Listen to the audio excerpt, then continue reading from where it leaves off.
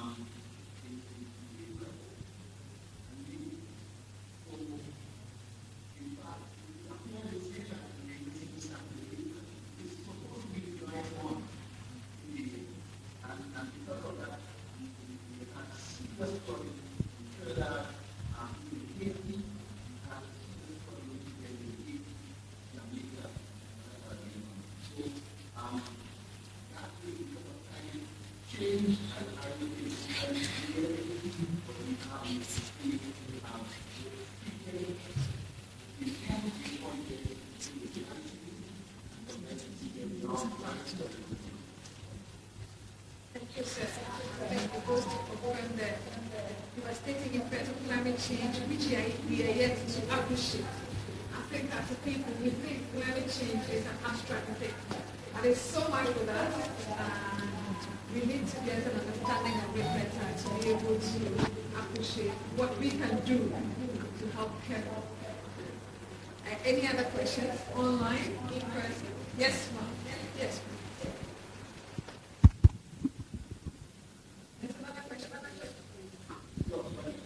Okay. You mentioned that there are a lot of steep hills in the Caribbean, and usually we know that vegetative cover helps to reduce flooding. But you also showed us a picture where a banana plantation had been washed down by floods. So my question is there no role for using vegetative cover to help with the flooding situation in the Caribbean?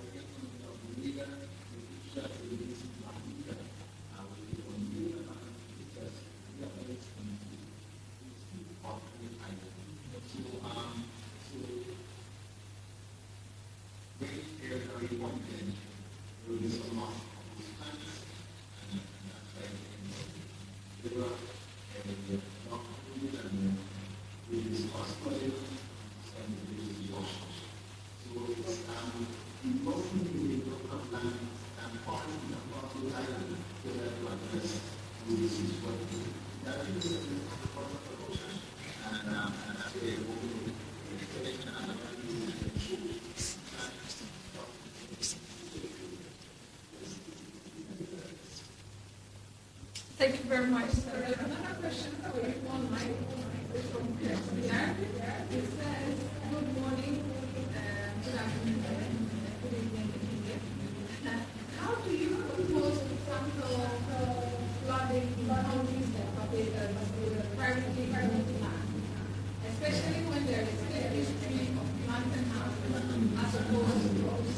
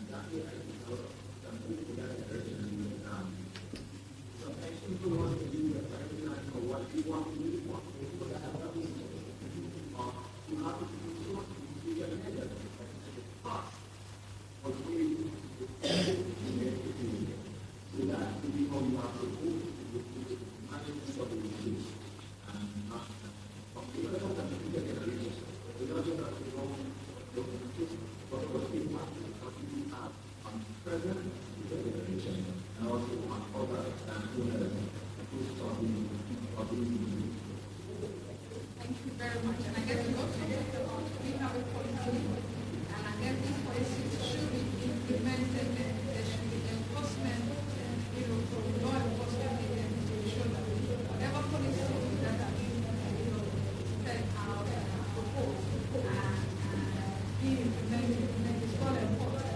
Because, like I said, the same thing happens with lands that you expect to be used for vegetation and all, and then have been turned into housing.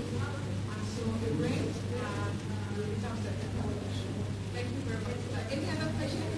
We can take two more questions and move on to the next. Okay, there's another question.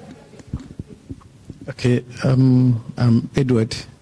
My question is on the issue of flooding.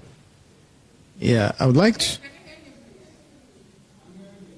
Yeah, okay. I'd like to ask what are the local authorities doing in his country to mitigate its effects? That's one. And then two, in terms of the farmer groups, climate change is with us. Some, of course, they are feeling the effects, but how are they being educated that the way we used to farm must change? So we have to educate them. What are they doing about it? Yeah. Did you get a question?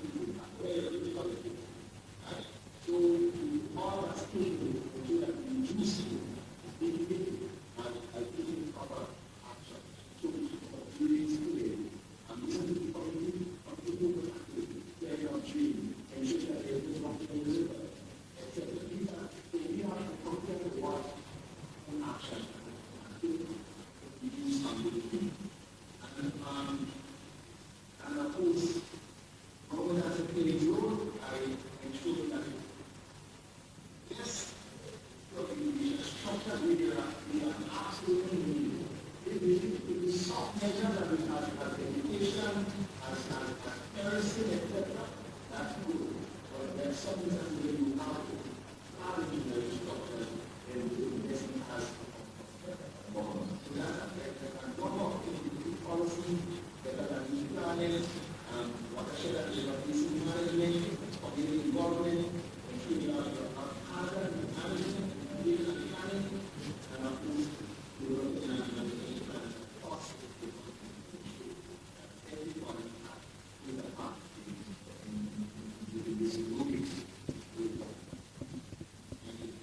you so much. Most definitely, everybody has to go to Kerry and ensuring that things go well for us. You know, any other questions? In person, all right? Okay, Mr. Trevor, there's still not today. Any other questions? Thank you so much. Mr. Trevor Thompson is the Echo Canada strategic partner for us, for AISWAM, and he spoke about overcoming flood challenges in the Caribbean. And this has been an awesome presentation. And I realize that some of the people from the Caribbean have joined us. Guys, you're welcome. Thank you so much for joining us. It's been an exciting conversation so far. We want to move on to the next speaker. And this person, let me give you a little bit of background. So, on June 3rd, 2015, Ghana had a very unfortunate situation where it rained heavily and people attempted to go and hide somewhere so that when the rain subsides, they can go home. They found themselves in a filling station or a fuel station. And unfortunately, that day, the fuel station just went up in flames. And one would have thought that water had the power to overcome the fire. But that day, water and fire came together to be friends and took the lives of about 150 people. After the event, the executive chairman of the Just One Group of Companies talked about finding ways of dredging our waterways. Just as Mr. Thompson said, our waterways have been blocked, and this is leading to a lot of flooding. And so we brought in dredging to come and deal with the waterways so that water can have free flow of water and to be able to bear the flood situation. Today we have on the line from India, Captain Ansar Khan. Captain Ansar Khan, who is the Managing Director of Red Markets Limited.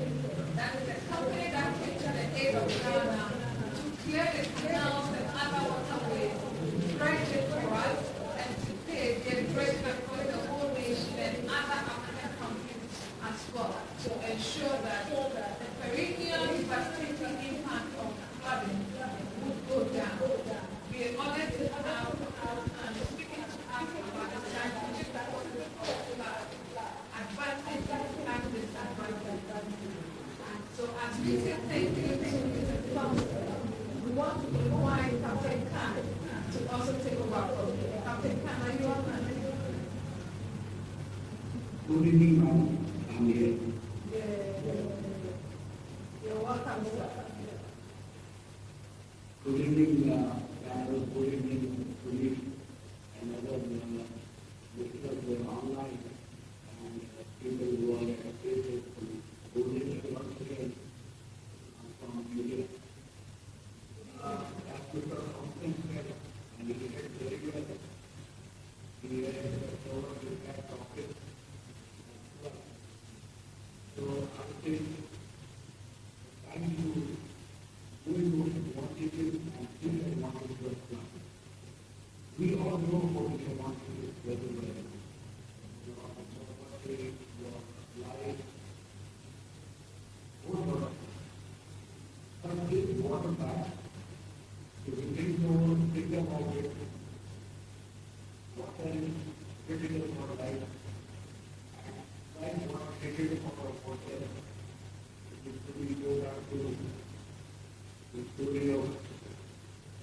instead of like refrigerated from water. So important to know water is a very good thing to be often appreciated.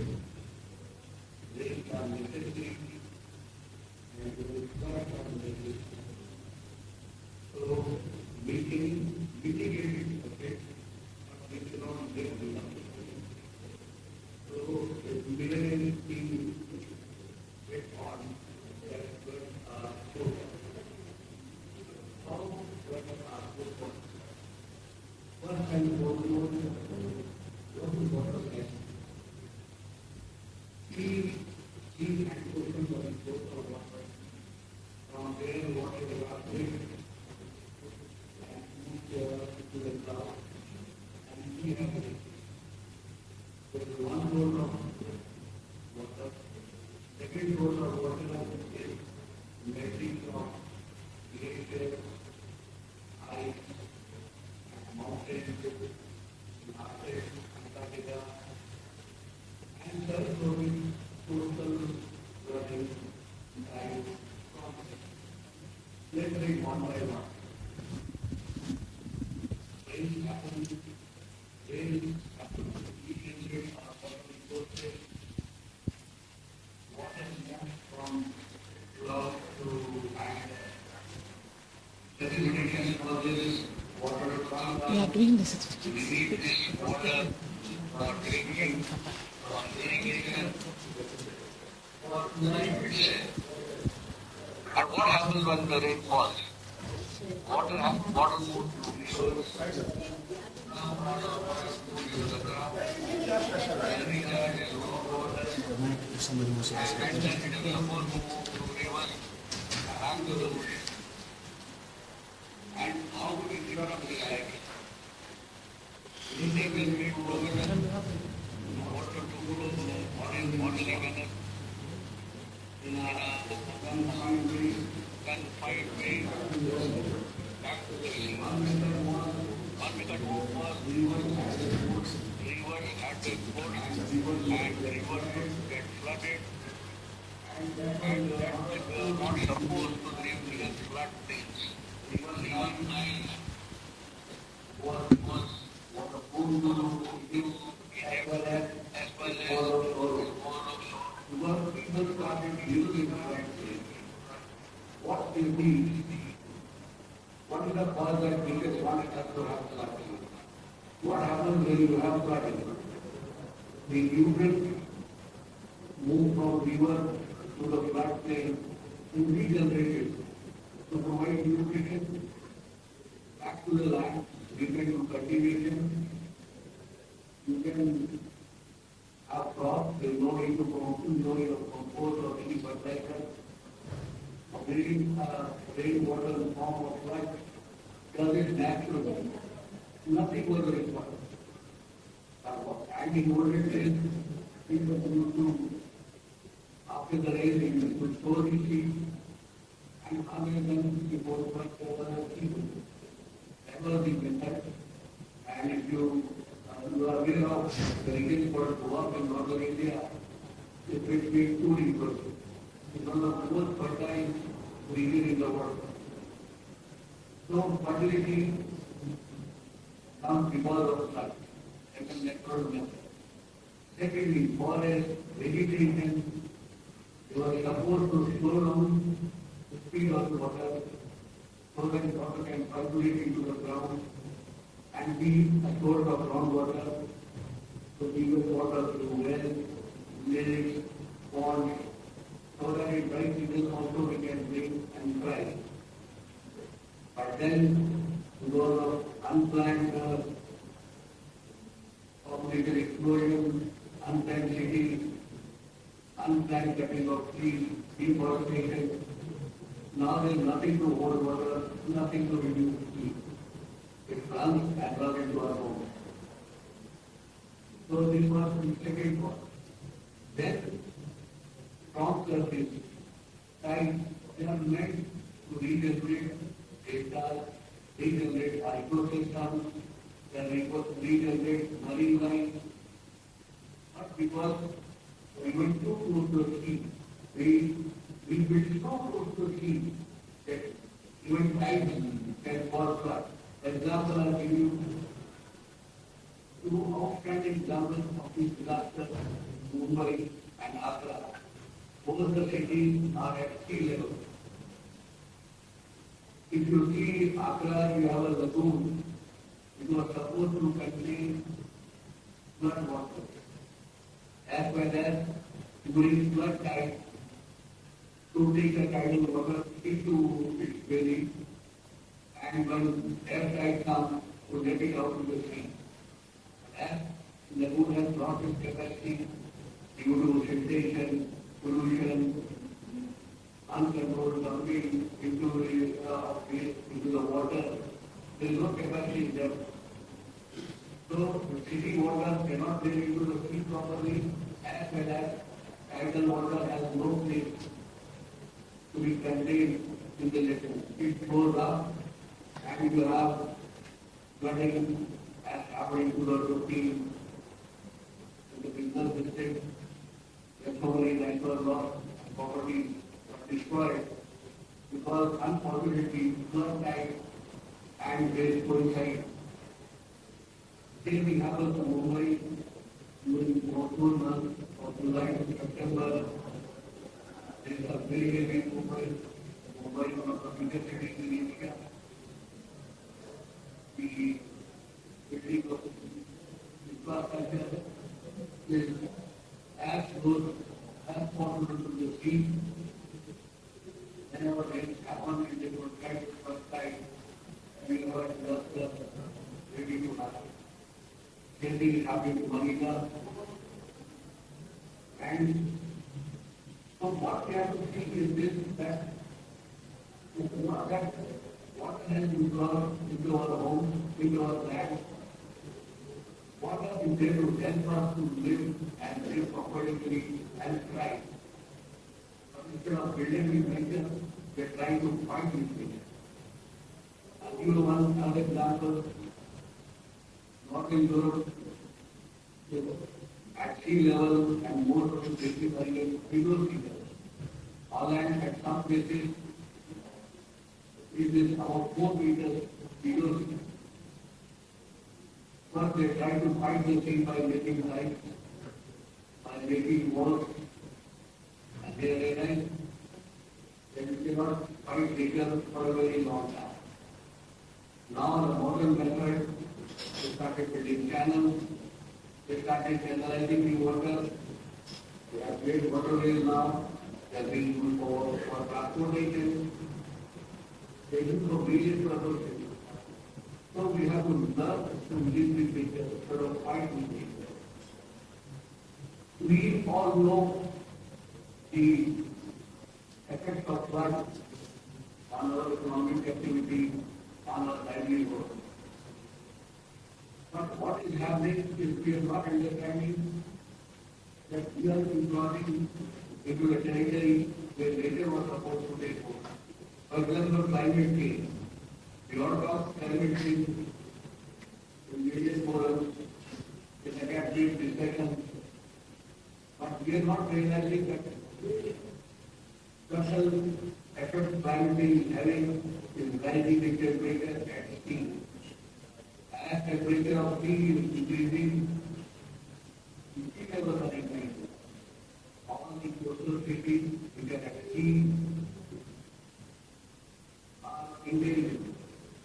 For example, Maldives is sinking. The whole world understands now that Maldives may not be there for a very long time unless the serious mitigation measures are done. And as we speak, not a color of pledges or 50 of pledges are at Maldives from various companies funded by various funding agencies to save Maldives for pledging. What we see now in Dubai, black tank election has taken place to get more and more land for people to live, for the city to increase its land area, to increase its economic activities. But nobody has even serious thought that we are getting and it brought it into territory of sea. So basically, we are trying to avoid a fight with the sea by building sea defenses, by building dikes, and one day when this dike will be free, and the sea defenses will not able to hold the arms of the sea, we are disaster and disaster of a stupid proportion. At the moment, as we speak, Manila is building a airport at sea. Singapore is increasing 33% of its land area, building and building artificial islands. Even the domain of oil and gas exploration, now tendency is to build artificial islands into the sea for the purpose of terminal as well as exploration, instead of trading art assets like platform. Yes, it has economically makes more sense. Again, we are getting into the domain of the sea, and these infrastructure, this global expenditures are at risk, or someday these islands can be inundated by sea, and then we will have a disaster in making. So what I am trying to say is that the goals are saying, sustainable development goals, that we have to build with nature, not fight with nature. I understand water is our friend. Floods are good for us. They regenerate the land, bring nutrients, improve ecosystem. If there are a boon given by God to us, it is we who are ensuring technology in the territory of sea. By building infrastructure, where they should not be. And for example, if you see we have tremendous pressure on Agra, and now lately property is developing. City is trying to have all the economic activities of the country, and a city which is at sea level. The planning would have been better. Other cities would have developed, who could have taken some load from us. Same thing happened to Mumbai. Mumbai is overflowed. It is not in point of water that people should cross it. We could have taken water by channelizing, like in Holland, making waterways for people to connect to the sea. Because people's communities. Yes, we want to have nice cities at Marseille. But at what cost? There was an island, it was supposed to be flooded by the sea, time to time. It was not meant to be an area where entire world, anybody who has money, we go to working at the one in the right time. But it was not meant to be.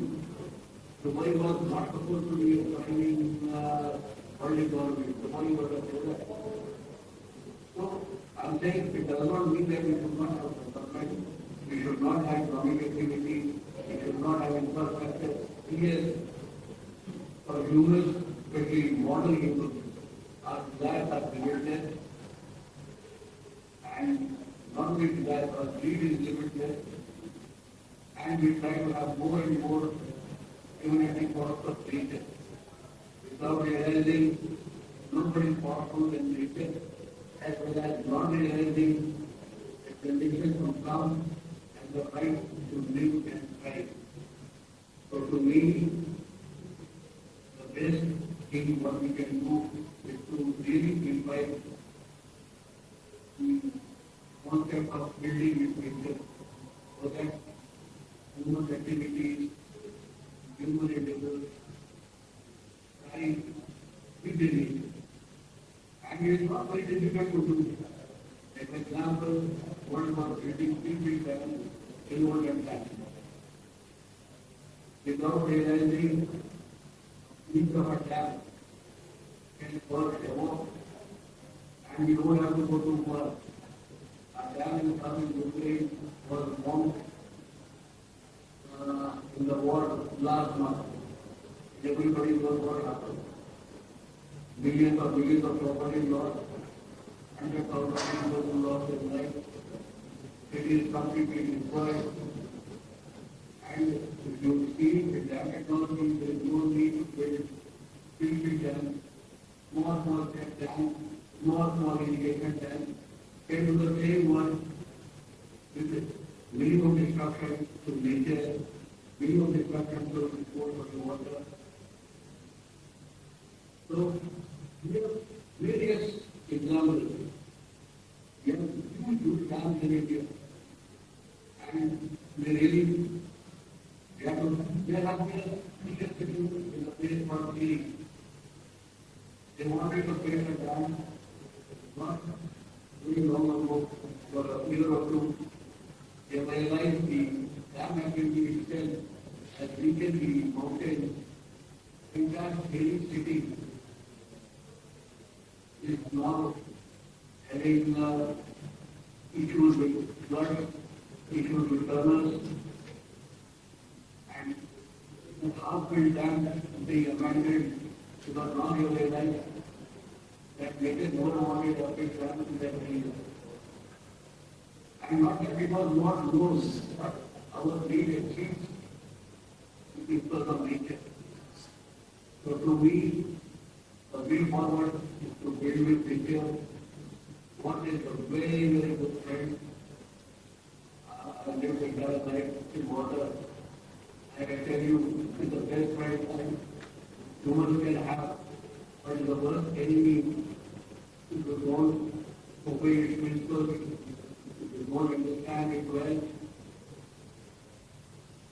And all these things that there are lots of generations who are yet to come, they will be gone in 50 to 100 years. But generations have to come and live. A new amount of money, a new amount of infrastructure can save them when later time if it won't be later. And we feel the only issue is flooding. But because of climate change, the Christians never put to are having rain. Middle East is one of the regions we never had rain. Last year, Middle East had 6 days. And the areas where we never had drought are facing severe shortage of water world over. In that, climate process is changing. So it's time to pause and think, and instead of finding fault from communities saying that population has to has dispersed, not to be at one place, not to be the coastal area, not to be structurally. We have to rethink our entire philosophy of life and decide that we want to live for long or we just want to live for a generation or two. And even that has come into question because these impacts have become so serious that we will not think that it can happen in a very, very long time, maybe our generation would have gone. But climate changes are happening so fast that it is an immediate and present danger. It's not something in future which will come out in 10 years or so. Sea level is rising, lower temperatures crossing the threshold limit of 2 centigrade. And it is time that we hold and pause and say how to work with nature. So good things are happening with the concept of tree reduction changing from building art tree reduction and building investment, drawing, using blocks. Now modern method is to build mangroves, to plantation in coastal areas, 80%, so that the vegetation trees, plants, you have tree roots, can store running water and act as a barrier to build the way, act as a barrier to form produce. So that we are not in favor, we are ending that we have to take lessons from nature and build in nature. I'll not take much of our time. I just say one more thing that we all like pavement. We like paved cities, paved homes. We do tiny, but we do not realize that we are blocking water getting into the ground to reach our groundwater. Then we blame governments for not providing this, not being educate the speed of this. But in the first place, all of us be caused by us, by doing construction without planning, we payment instead of making leading around vegetation plantation. So this is my submission, and in short, again I will say which I let's will be later, not right today. Thank you very much. I'm open to questions.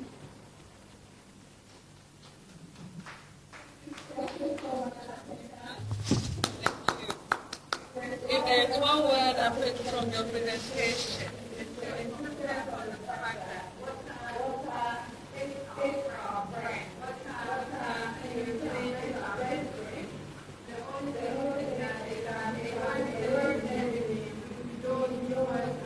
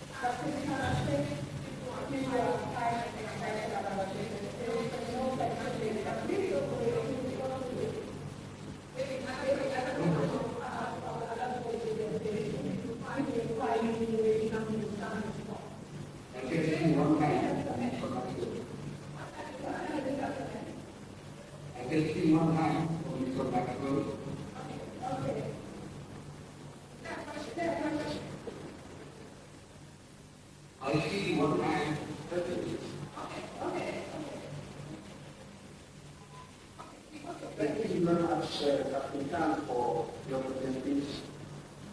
I hope I can hear. Yeah, I can hear you.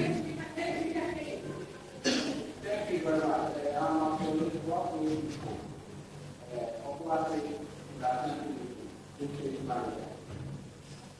like question, you have made mention of a lot of causes, including our own activities that are leading the current values meeting we have been experiencing various towns within the country. I want to find out where do we start from so that we can start taking implemented preventing our own activities that we taking this value where do we start from? Thank you. Thank you very much for the question. It if we take the example of Ghana, specifically, Ghana has proposed two things. One thing at policy level, we have to make that we have to distribute the economic activity throughout the country. So that pressure on the coastal area goes down. So that this loss of life and loss of property can be reduced. That's one. And secondly, specifically for Assam, people have to understand that rivers are not rivers. They are not meant for completing anything. For that, we have a very nice plan of segregation of waste, and we have state carriers like Mumbai will come and collect from the water. There is no need to come into the water. So to me, number one, economic policies should change, and number two, the way we treat, that is our habit has to change, and water should not make it area of waste. There are very better methods to dispose of our waste. These two things will be start doing and correcting. So I belong to breakmasters, it does not mean that I am promoting breakmasters, but I think it's time to improve the capacity of our viewers. They have been very heavily treated, and the view from a personal experience of road as well as voice notes. It's time we guide our viewers and restore their capacity so they can help later to transport water in a orderly fashion to the sea, through our city, through our city land. Thank you.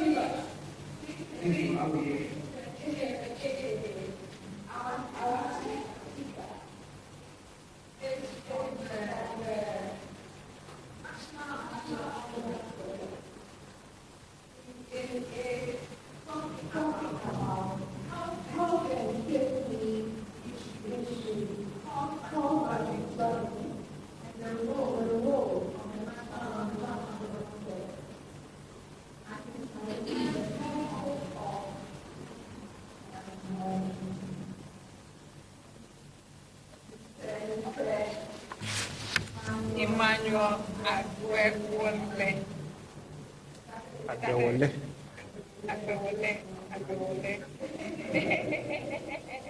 No, don't matter me. My name is Kujoji. So I shouldn't find it pronounced Agwewole. Actually, yes. Now he's a senior advanced emergency medical technician and Deputy Municipal Director at Sherman for the National Ambulance Service. Mr. Agwewole, you're welcome, sir. Take it.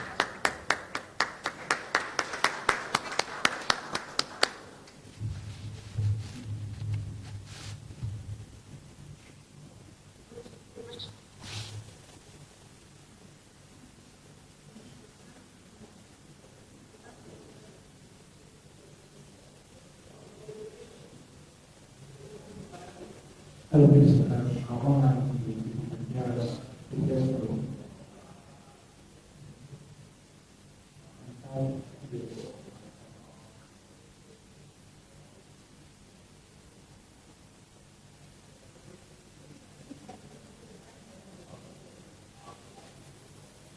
Good afternoon to you all. Guests online.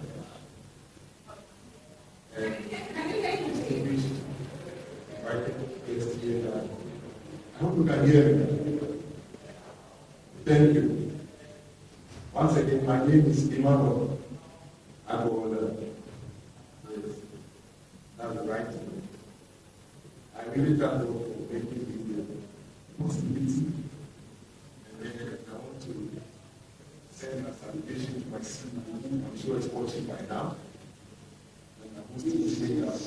slide is very clear.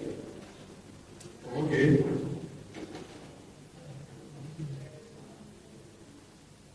Is it coming now?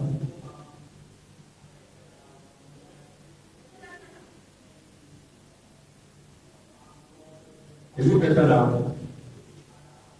So I also want to use this opportunity to thank the organizers of this program. And I think it's going to go a long way to help us as a nation and then as a continent at large. I'm here to talk about health and safety issues regarding flooding. What flood can do as far as health and safety issues are concerned. What we should do as individuals and the role of National Weather Service as well. Aside infrastructure damage and then damage to property, life of human beings and animals are as well affected when there is flood. And a research from the World Meteorological Organization came out with a research that flood is the number one natural disaster in the world. And out of 100%, flood disaster constitutes 44%. And this is so alarming in this day and age. Therefore, this session we are having is going to go a long way to help us to come out of it. And then when you read a research that was also done by IPCC, the Intergovernmental Panel on Climate Change, in their 6th assessment report published in March 2022, it highlighted that hazards such as floods are increasingly contributing to the growing number of adverse outcomes. Therefore, it is imperative as a nation we look at this and then push things forward. I want to talk about some factors that affect the severity of floods in Africa and then in Ghana. One, the geography and the topography of our settings do affect the severity of flood.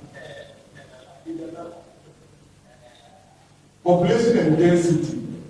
When floods will invade a particular setting,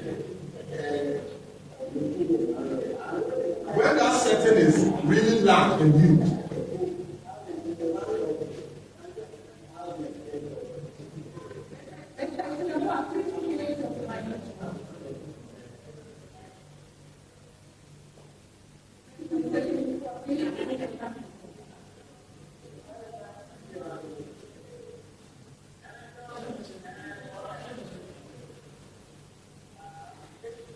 thank you.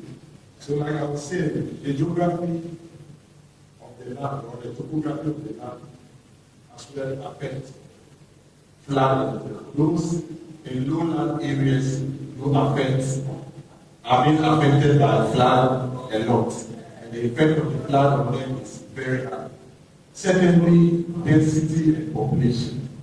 When floods will invade a particular place, the higher the number in that particular setting, the more devastation it is. Preparedness and resilience. We should be in preparation, especially in areas where we know to be having a lot of flood disaster. And this preparation is what to do when that disaster strikes. When all these are put in place, the impact is a bit mitigated. Now, flood characteristics as well affect the way people are affected by the flood. We have flash floods, coastal floods, floods from the river, and then permanent flood, especially for those who are living in low-lying areas. Therefore, when the sea sometimes overflow its shores, it do affect them.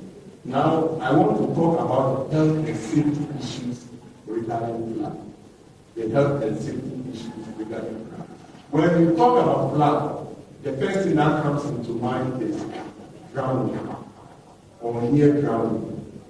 And this is a major concern that we should look at as a country and then as a continent.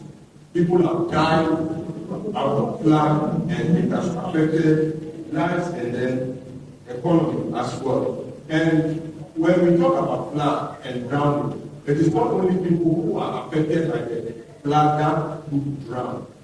There are times emergency medical technicians like us or paramedics like us go to offer help to those who are in need or who are being affected by flood. And before you realize, the caregiver or the rescuer even gets drowned or even dies eventually.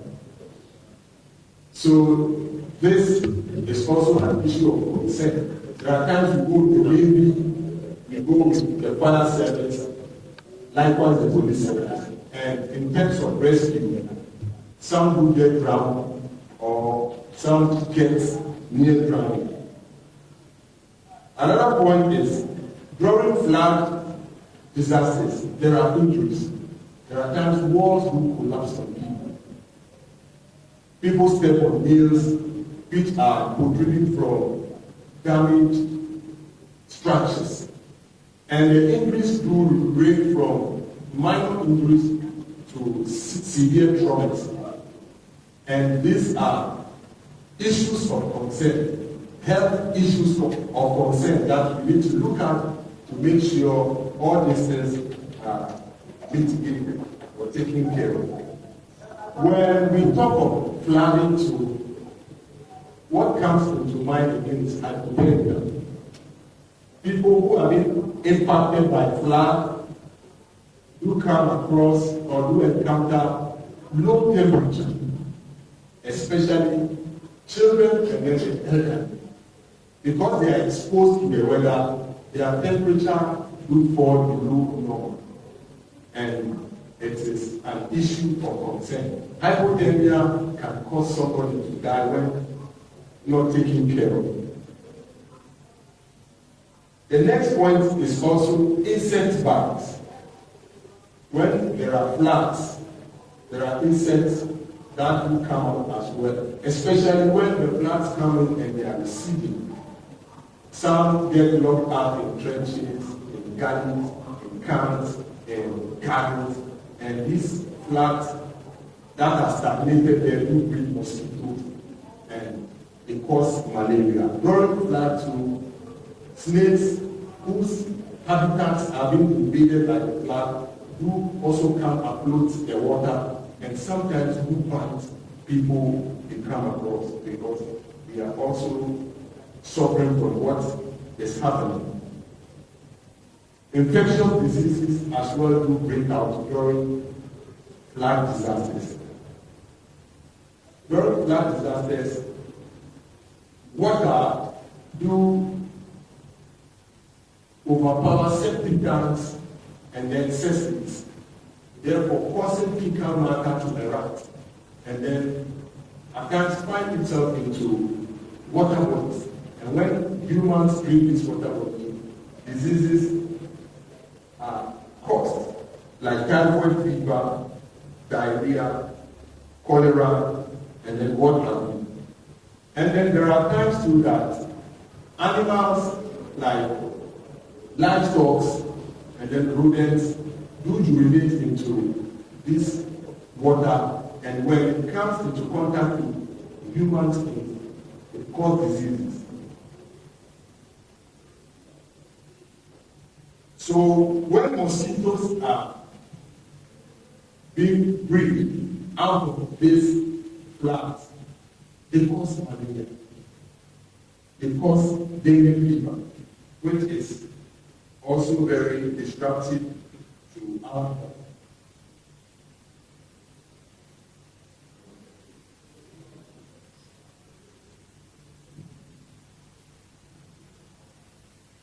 there is flooding, especially caused by the sea, and this sea happens to get into contact with our water bodies, and we take this water becomes very salty, and the frequent taking of salt water do cause blood pressure to rise due to the sodium chloride in the water.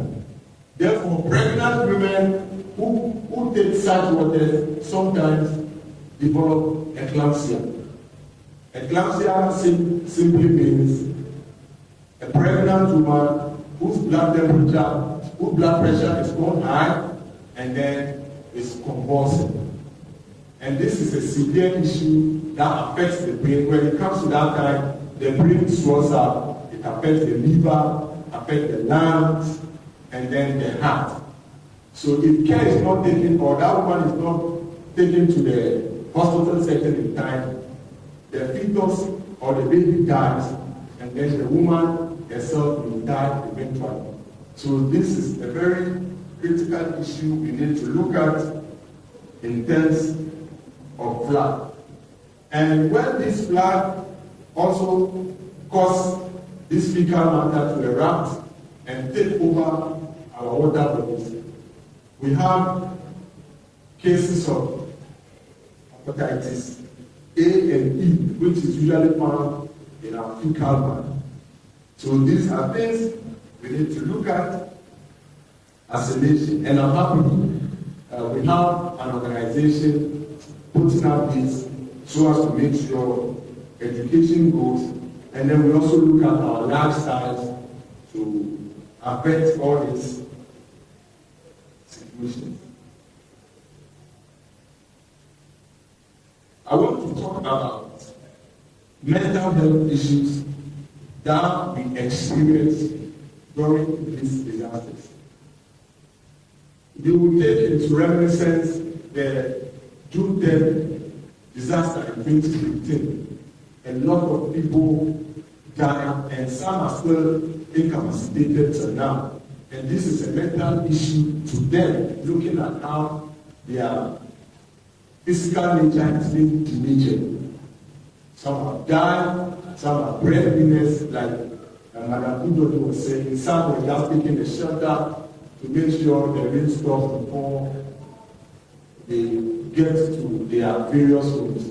To their utter dismay, fire also came out to cut them. And the reason that fire came was that because water is heavier than fuel, when the flood got to where the underground tank is, the water got in and then took over the space in there.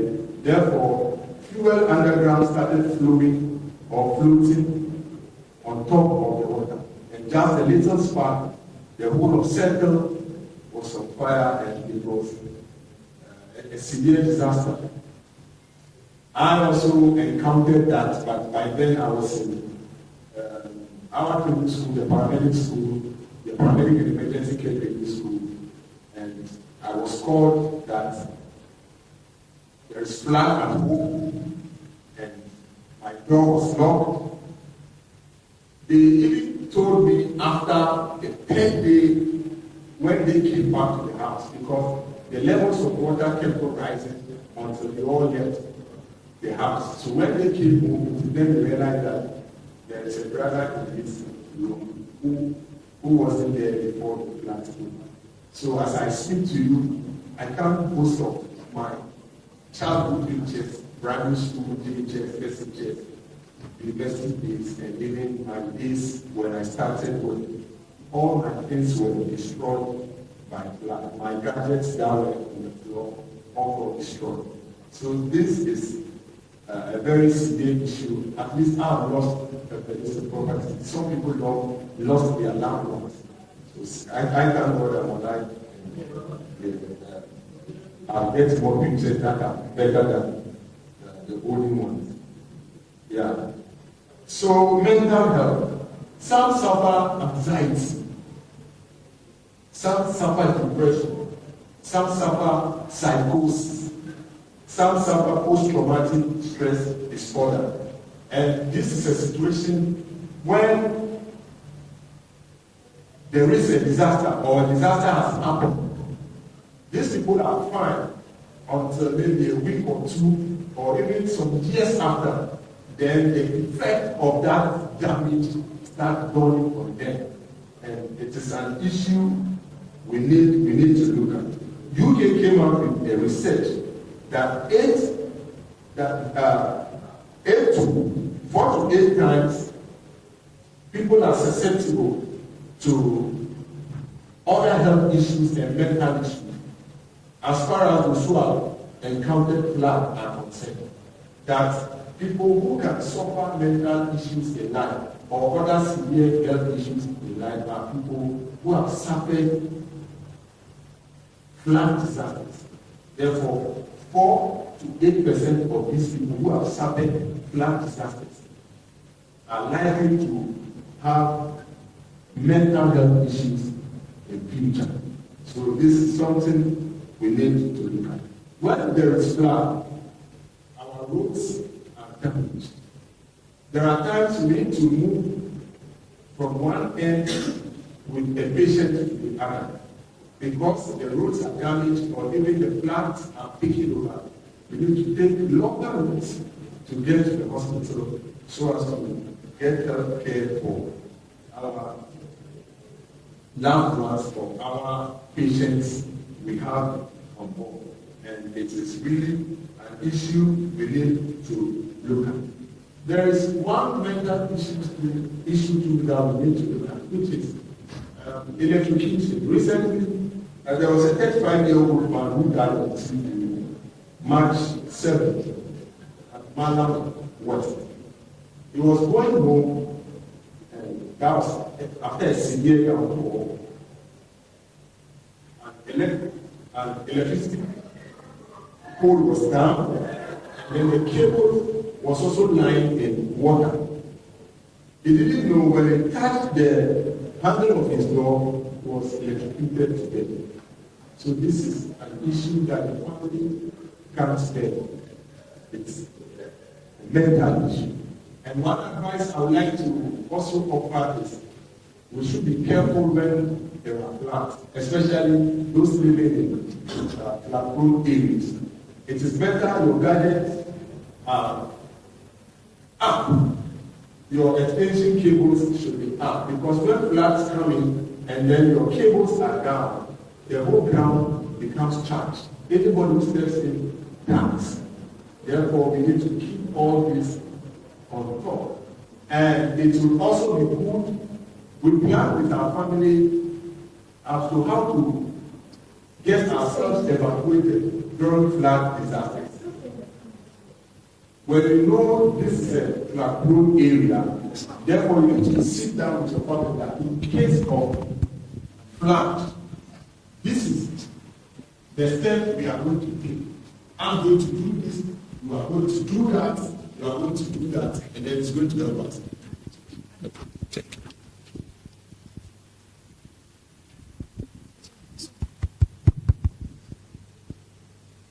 Thank you.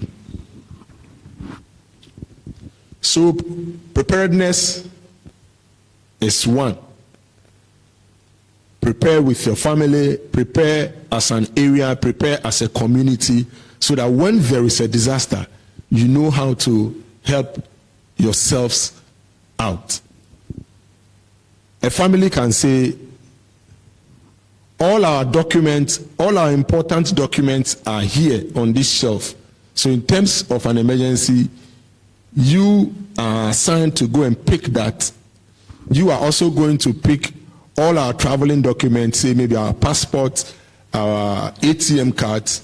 So when all these things are put in place, even though you might be impacted, but not as compared to when everything of yours is being destroyed. Malnutrition. When disaster strikes, it takes time for food to come. When we watch on our TV stations.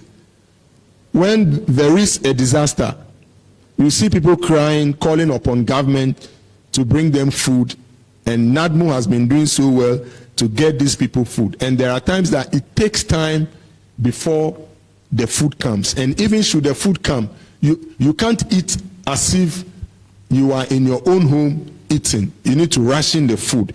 And all these are issues of concern. And there are some too whose medications are being swept away by the flood.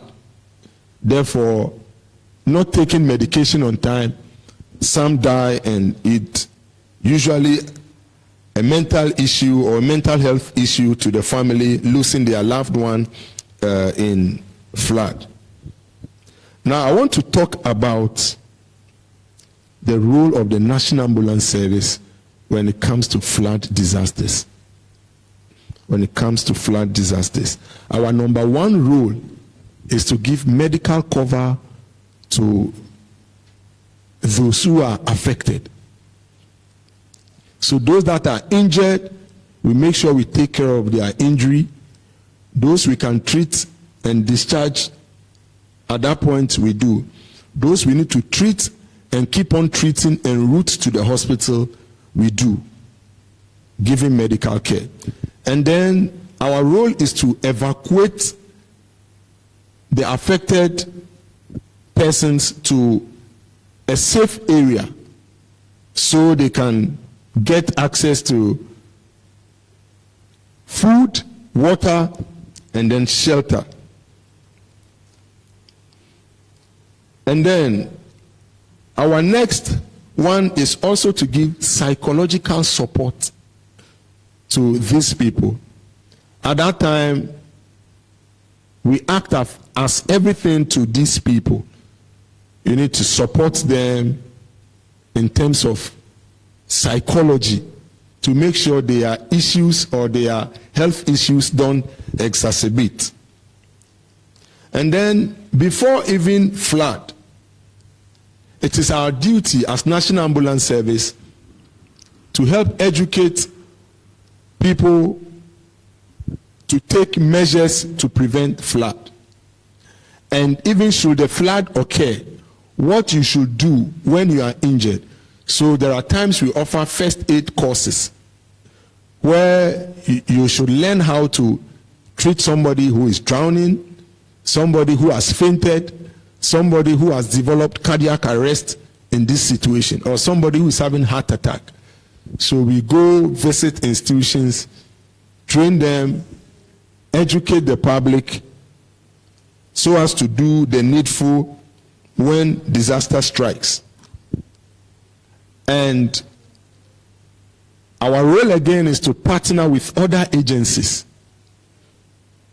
to give every necessary care to these victims. So we partner with fire service, we partner with the police. If it is flood, the Navy comes on board, NADMO comes on board, and together as a team, we work to save lives that are affected in this situation. So this is the little story I have to tell the world concerning health issues and then the role of the National Ambulance Service when it comes to flood. Thank you. If there is any question, I'm ready to answer.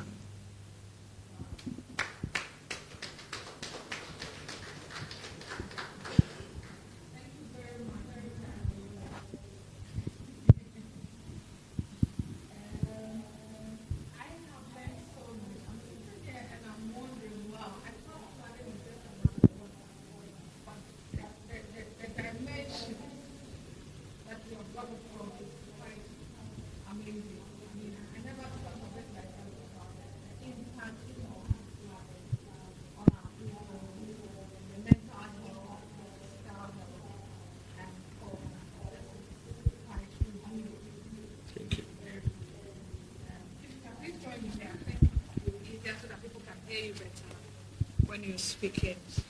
So, if anybody has any question, He's spoken so much. I have learned so much, trust me. And I'm sure you also have learned so much. You have questions. Let's hear your questions, please.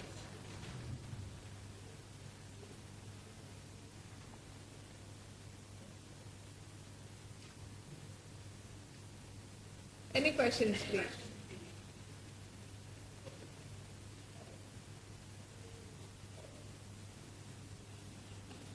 Or just like myself, you've learned so much, you are shocked. There is a hand up here.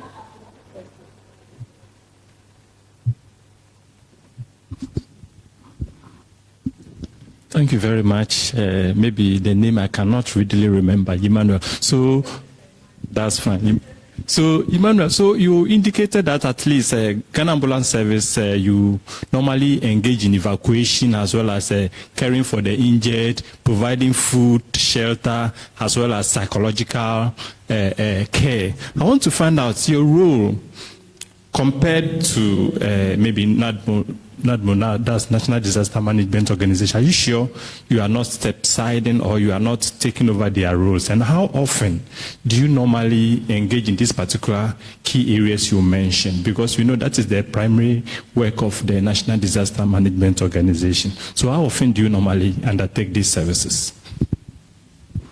Okay. I want to reiterate the fact that we give medical care to these people.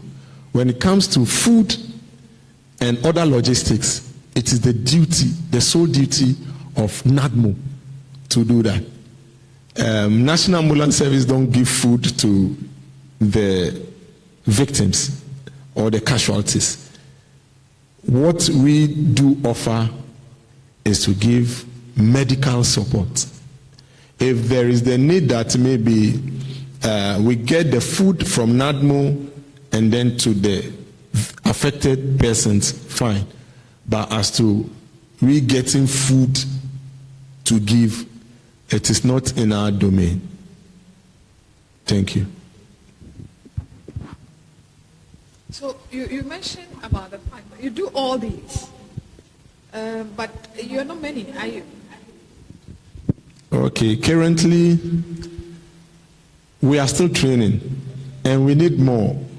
So government is also doing so well by giving us budget allocations every year to get more emergency medical technicians and paramedics recruited into the system. But as we speak, we are across Ghana, but we still need more and we are still training to make sure, if possible, every community is based with an ambulance. Now we have every constituency having one ambulance. But I pray in future we get to a level where every community is based with an ambulance so that it goes beyond constituency. Imagine one constituency having only one ambulance and one sick person takes that ambulance for care. The whole community or constituency is handicapped. Therefore, in terms of an emergency, another constituency needs to represent.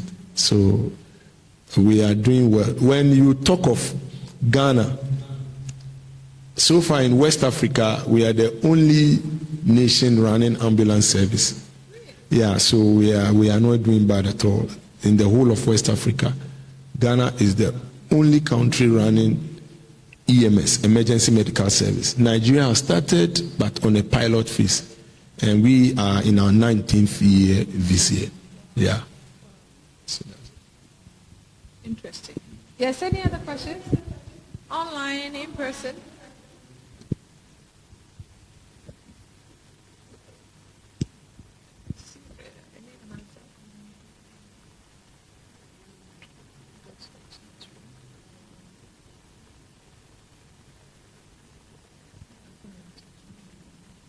Folks online and folks in person, any question for that insightful presentation on what is being done in terms of disaster management in whenever floods occur? And I suspect it's not just for flood, it's for other disasters. Other disasters, fire. Now, how do companies reach out to you to help them train their people? And so it's way of either a call or coming in person to the head office. That's all. So once we come, you will train us. Why not? Come and train. Why not? All right. Thank you very much. Please, You're welcome. there's another question for you. It's not really a question, it's a recommendation. I think it's been very insightful what you shared with us. I've learned a lot from it. New things like not keeping cables on the floor and all that. But I also want to request that we have more such educations, if we can reach out to the public so that we can know more. That, I mean, apart from the fact that when we go out it's flooded and it gets into our rooms, what can we do that when it gets to where we are to prevent lives and loss of properties as well? Thank you very much. There's another question that says, what is your response time when people call? So I will speak to Madam's statement before I come here. As far as health and safety is concerned, I'll say Africa is not doing so much. I have put upon myself to help educate the public, and I tried even starting from schools in my neighborhood. And there are times I go with my able soldier, who is also an emergency medical technician, and then an Air Force technician. Yeah, we do go, and people are not concerned. People don't pay much interest or much premium into other extracurricular activity. And I think these are young folks that we need to train to become adults who know what to do when there is an emergency. When you go out into the Western world, a young boy or a young girl knows what to do when the dad is down. They know how to even engage the emergency care system. And when they are giving them pre-arrival information, they know what to do. But here in our case, even should I even ask that what is our emergency line? We don't know. So other organizations are reaching out to us. We are also trying to reach out to other organizations. But people are also looking at money. Because when they say we come, we can't come like that and go. So once it is tied with money, you can go and come another time. But aside that, I've started a blog recently that is rolling out some of these rudiments as to what to do when the unthinkable happens in terms of health care or in terms of emergency health. So I've started that one. And then our response time is 8 to 10 minutes. Our response time is 8 to 10 minutes. Now, it can be shorter than that based on your jurisdiction or your location. And there are times too that it goes beyond that, especially when the ambulance in your locality is either out of fuel, broken down, or gone for servicing. So if a vehicle goes for servicing, we don't have extra ambulances currently to come and take over the one that has gone for servicing. And so now policies are being put in place so that these ambulances will not go obsolete before new ones come. That before they even go out of use, we try and replenish them before we put them out. So that is it. Thank you very much. Thank you very much. I'm wondering, is it not possible for us to get our district assemblies and others to buy an ambulance as one of the capex? Is that possible? It's possible, depending on the one heading that municipality or district or whatever. National policy. So once it becomes a national policy and there is a document to that effect, then it can materialize. But when one comes to say it out of the blues or in the air. And some will hearken to it and do, but others too, no money. As we speak now, when you go to some ambulance stations now, the office is just a cubicle. And these are offices for lifesavers, people who risk their life to make sure others stay here with us on earth. So some assemblies are doing so well. Some assemblies are doing so well. Some too, always no money.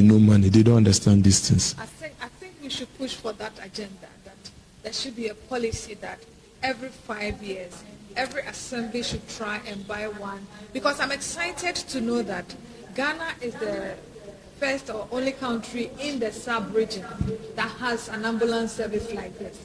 But it should not just fulfill a righteousness that we have it. We should be resourced enough to be able to deliver on the mandate for which we have been brought to where we are. And I feel your pain, because if my brother or my sister is going to work and they don't have what it takes to do the work, and they put their lives at stake like this, it's quite. I pray that those who listen are listening. Somebody wants to know, how much does it cost one to hire your service? Wow.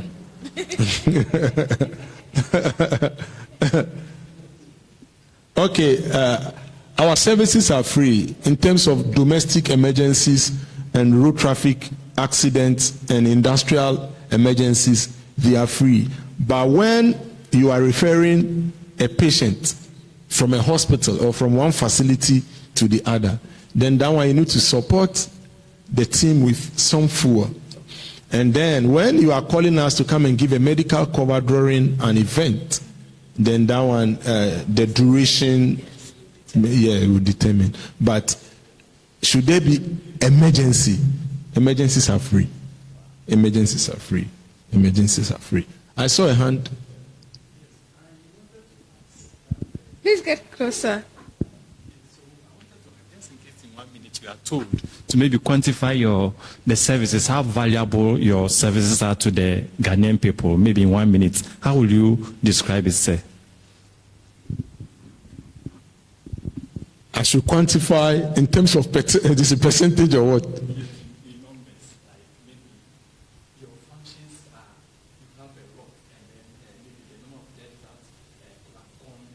Okay. I understand. Yeah. Okay. For the numbers, I can't speak extempore, but as I'm talking to you, paramedics are on the field saving life right now. So life saving is ongoing. Life saving is ongoing even as we speak. Yeah, somebody is delivering oxygen to somebody right now. Somebody might even be doing cardiopulmonary resuscitation to somebody, a CPR. Yeah, so as for that one, ambulance service has saved a lot of deaths, a lot, ranging from stopping of hemorrhage or severe bleeding to positioning of patients. There are times you even go to a disaster ground or an emergency ground and you just reposition somebody and the person just takes in a breath of life and the person comes back to life. When we collapse, our tongue do block the airway.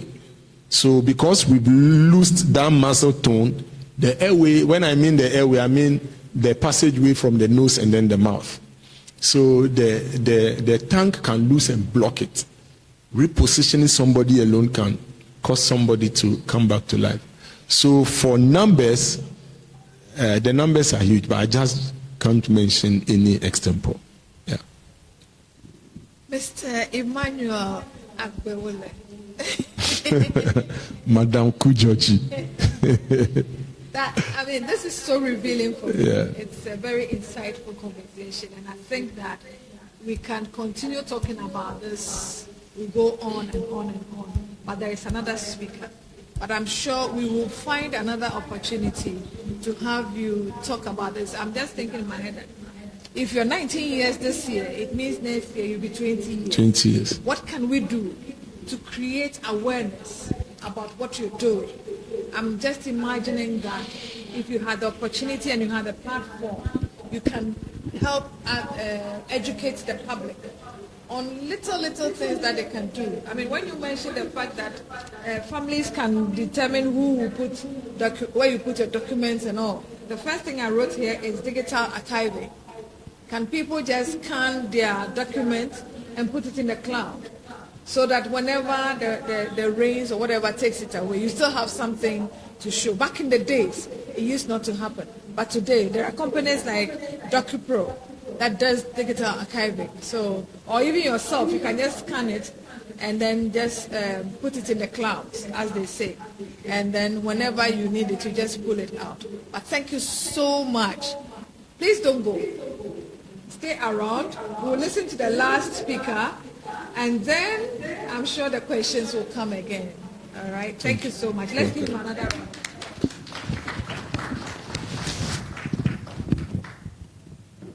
So that was Mr. Emmanuel Ademola. He spoke to us about health and safety issues caused by flooding and the role of the National Ambulance Service. If you missed that one, please get back to me. Let me help you, because that was very revealing, very revealing. I mean, I think you need a bigger platform to talk about this again. And before we call in the last speaker for the evening, I want to acknowledge the presence of Madam Siskaya Shalika. Madam Saskaya Shalika. She's the accreditation head for the ECHO Canada and the representative here. There are also other members of the Partnership Initiative on Sustainable Land Management from the Caribbean. You are all welcome. Can you give us a wave? I'm sure at a point we will allow everybody to have on their cameras, switch on your camera, so we can see the beautiful faces and the wonderful things that you're doing for us. Thank you so much. We appreciate this partnership very much. And I think it aligns with the SDG 17. Hi, Madam. Thank you so much. So it aligns very well with the SDG 17 that talks about partnership. Madam, don't leave us, okay? After the final presentation, I would want you to give us a closing remarks. Is that okay? Can you do that for us? Okay, it's a yes. So I'll now call on our final speaker. He is the Operations and Business Development Manager for Dredge Masters. You have heard the story of Dredge Masters already. Dredge Masters is a company under the Environment and Sanitation Group or cluster of the AISWAM Group of companies. And he is the Operations and Business Development Manager at this company. His topic is the role of Dredge Masters Limited in flooding in Ghana. We've watched what happens in the Caribbean. We've listened to what India, or maybe a world view of it with a person from India. We have heard the story about how the health and safety of people matter in this situation. Now, we want you to tell us what you are doing in Ghana to help curb the flooding situation. As it is, the flood did not come to visit. We invaded the space of water. Mr. Sena Adiapena. Sena Adiapena. Kofi Adiapena. Please. Let's take it from here.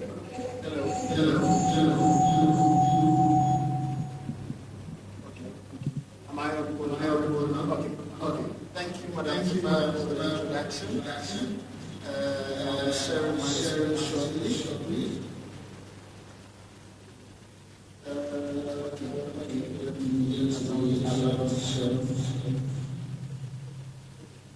So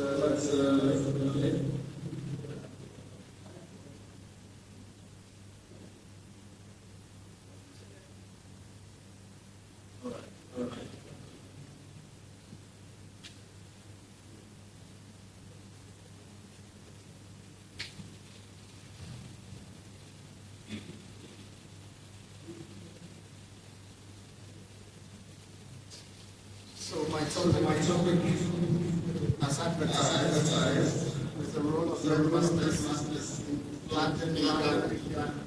At that point, it sounded like we are contributing to planting in Ghana, but I believe what the topic intended to imply was how we contribute to the plant management of plant control in Ghana. It is not just a mere feat or mere consideration to be considered as a key player in contributing to plant management in this country. It must take a lot. And dredge masters over the years have been very proactive and visible on the ground.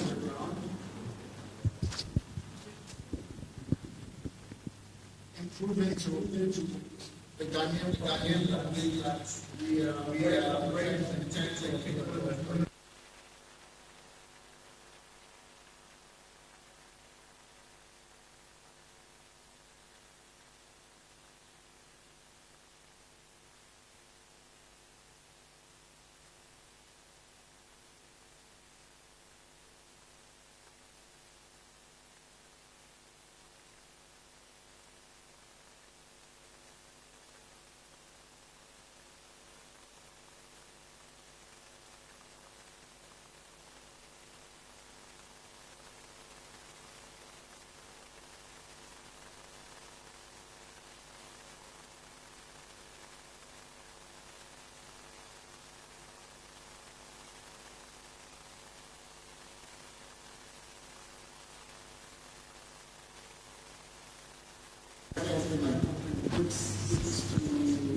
Look at quality management, environment management, and health and safety management controls. We are an affiliate member of the Association of Project Management UK, and we are also a corporate member of the Central Dredging Association of the Netherlands. Our key activities in 4 sections. We have the pre-project activities and management services. We have the dredging services, which includes the inland dredging, the silting of lagoons, dams, and other water bodies for flood control purposes. And then we also undertake sea defense and beach nourishment. We also do civil works. So, in a nutshell, this is dredge masters profile in a summary. In addition to that, we have been heavily invested into by our executive chairman with equipment, dredge equipment of all sorts, to undertake all kinds of dredging, sea defense, and civil works, and to meet any form of demand on us, both locally and internationally. We also have partners, foreign partners and local partners. We have partner sister companies like the Omnibasic and other plants and machinery sister companies like CA Logistics and then J Blanco. Our vision ultimately is to become the leading provider of dredging, coastal engineering, marine and related services in Africa through sustained human development, environmental protection, and conservation of marine life and resources. And our mission is to provide a comprehensive integrated dredging, coastal engineering, and related services to enhance environmental protection, marine resource, and to conserve life. So that I don't digress of the main reason why I'm giving this, we as dredge masters, as I mentioned earlier, are, as the name implies, a dredging company, and we are proud to claim to be masters of the dredging. And in that, we have over the years, the past 8 years, carried out a number of dredging activities by way of presenting ourselves as contractors. So some of the key dredging activities that we have done over this past 8 years, the primary and the biggest one was the maintenance of the Odo Pole Canal. That falls under the Accra Sewer Sanitary Storm Drainage Alleviation Project. That's the AISWAM. So that we have been on that project since 2015 till 2022. This project, as was mentioned earlier, came as a result of the flooding and fire disaster around Circle, which we identified the Odo and Pole to have not been maintained for a long period of time, heavily silted, and have resulted in poor drainage, so that when you have flood waters, it's not able to recede and flow downstream into the sea. So that as part of our task of dredging, we also monitoring. Then based on that, while that was ongoing, the AMA, Accra Metropolitan Assembly, engaged us to desilt 22 stormwater drains and roadside drains within the Accra metropolis. Because, I mean, clearly it is not just the Odo and Pole Lagoon that carries all the runoff water and storm water into the sea. There are other drains within the Accra metropolis that connect to other parts of the drain. Some eventually go into the Odo. Some also find their way to other outfalls into the sea. So the AMA, having identified some very key drains which have over the years not been maintained, noticed the good work we've done on the Odo and Pole, and engaged us as contractors and experts in the field of dredging to undertake that dredging activity.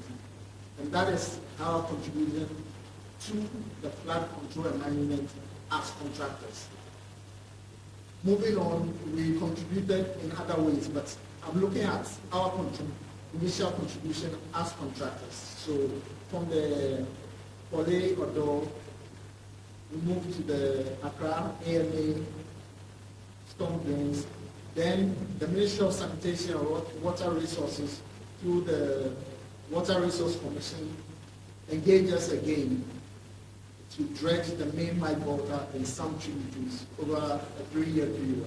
I mean, we are all aware that mostly during the last quarter of the year, the Bagby Dam, I mean, that's when the north experiences their high rainfall. And at the same time, the Bagby Dam is also stilled to allow for the prevention of the breakage of the dam. It's a safety measure, because once the dam levels rise, in order for the dam not to break, they have to still some of the water, and that flows through the main white water. And that, over the years, have also not been dredged or maintained. So we have been on that, but still, there's still a lot more work to be done. So with Nigo Pram also, we are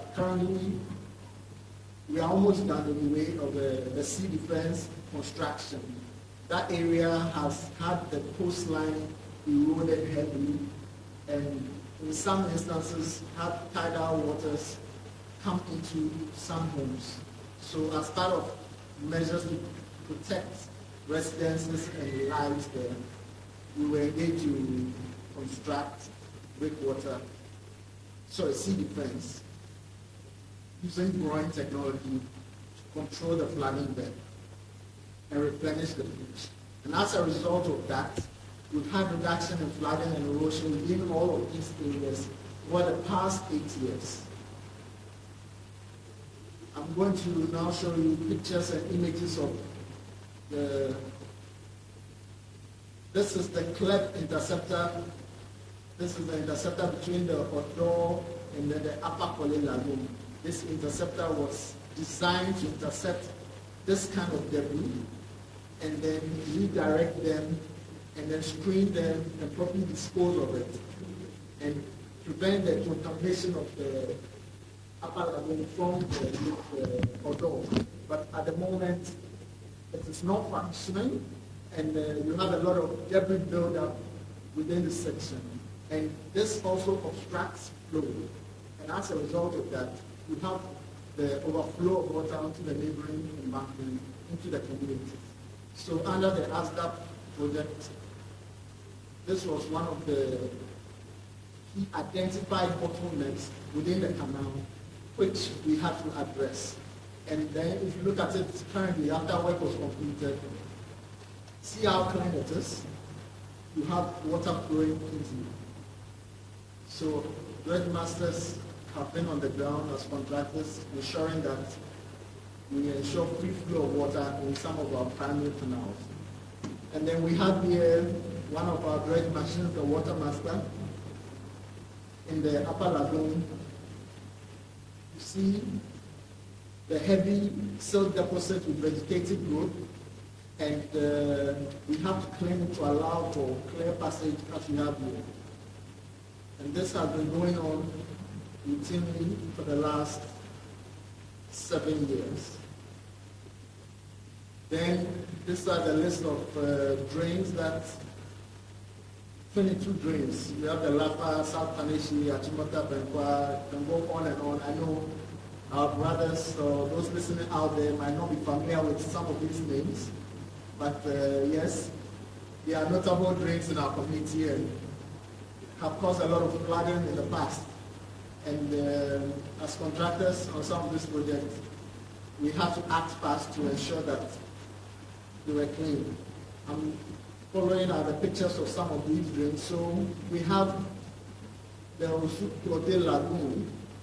As you can see, a high buildup of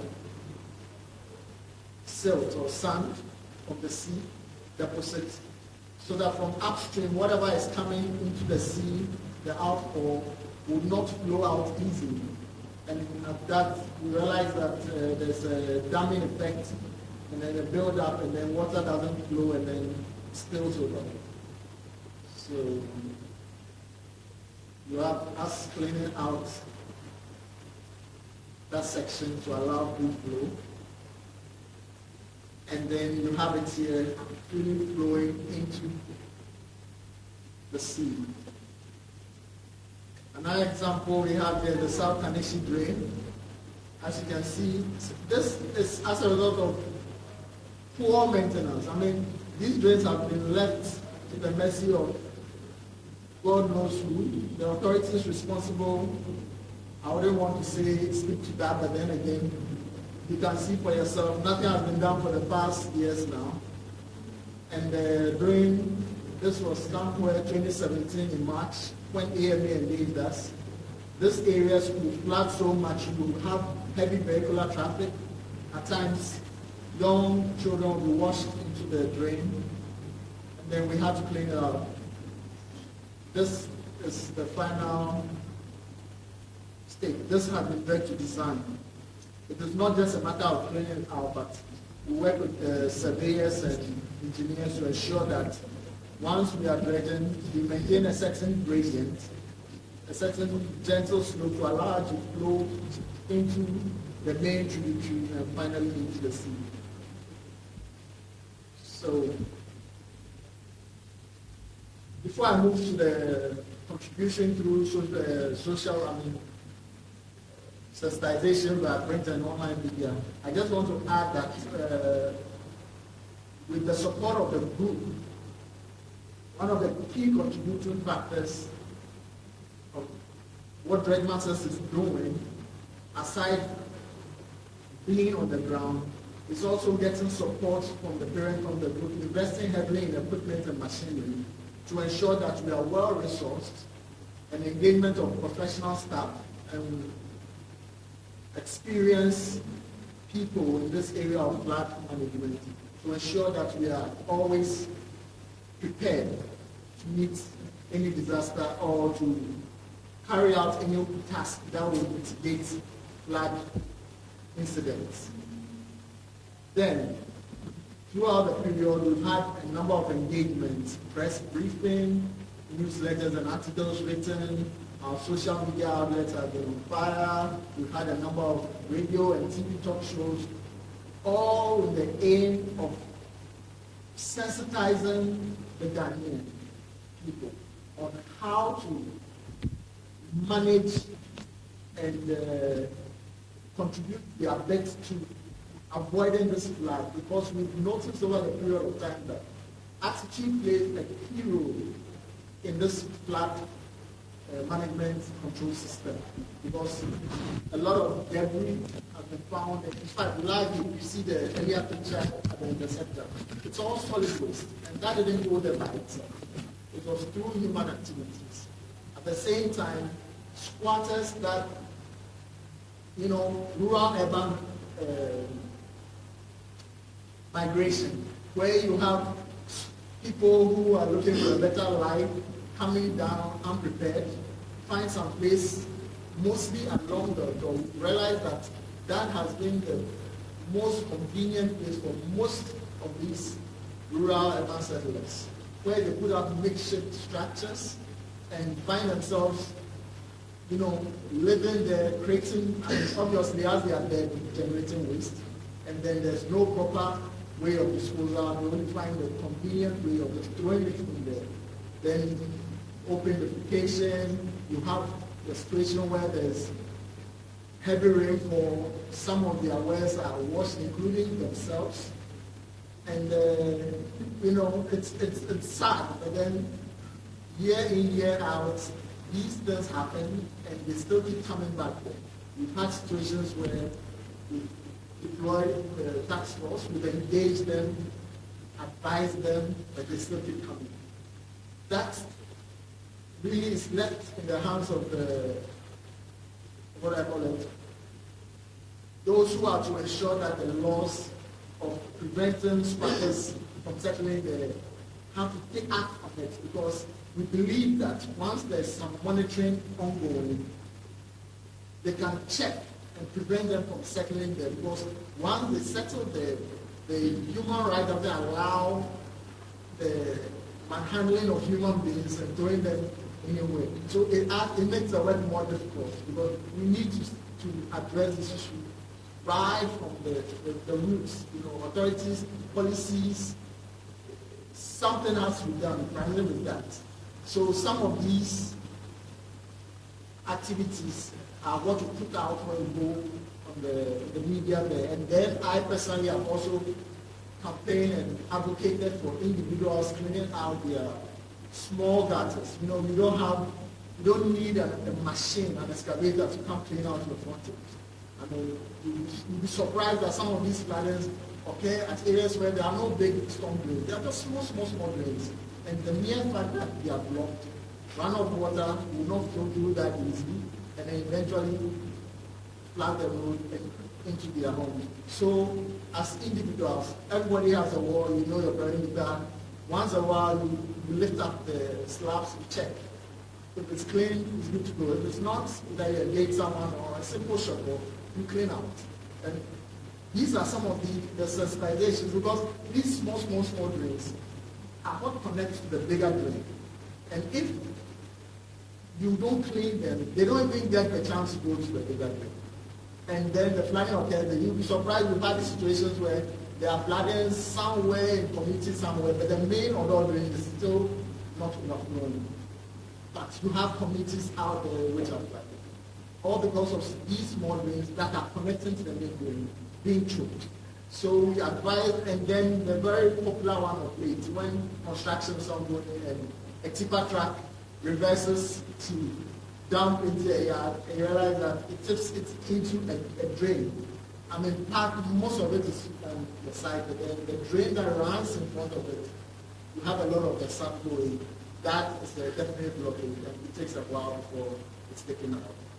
So, yes, general waste management, recycling, reuse, segregation of waste, engagement of proper waste collectors, services, and what have you. We advocate and campaign and advise and admonish and talk a lot on the very, very simple practices that can make the work easier for us when we go out there to actually carry out maintenance dredging.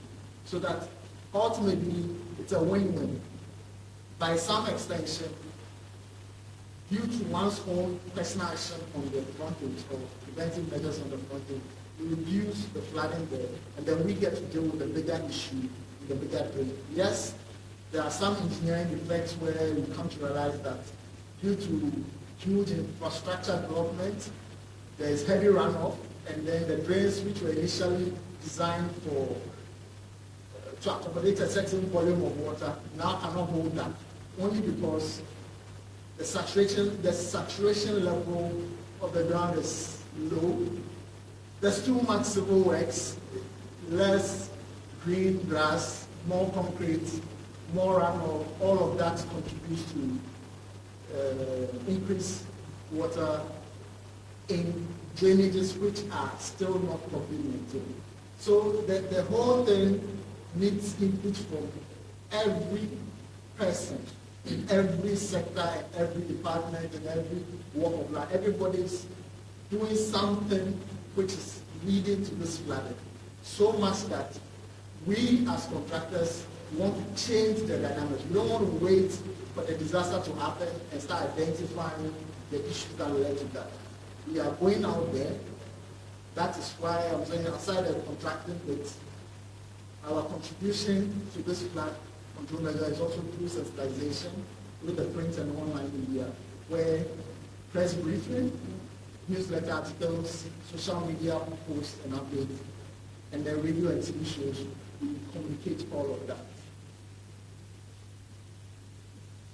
And we have the contribution through participation and sponsoring of conferences and round table discussion.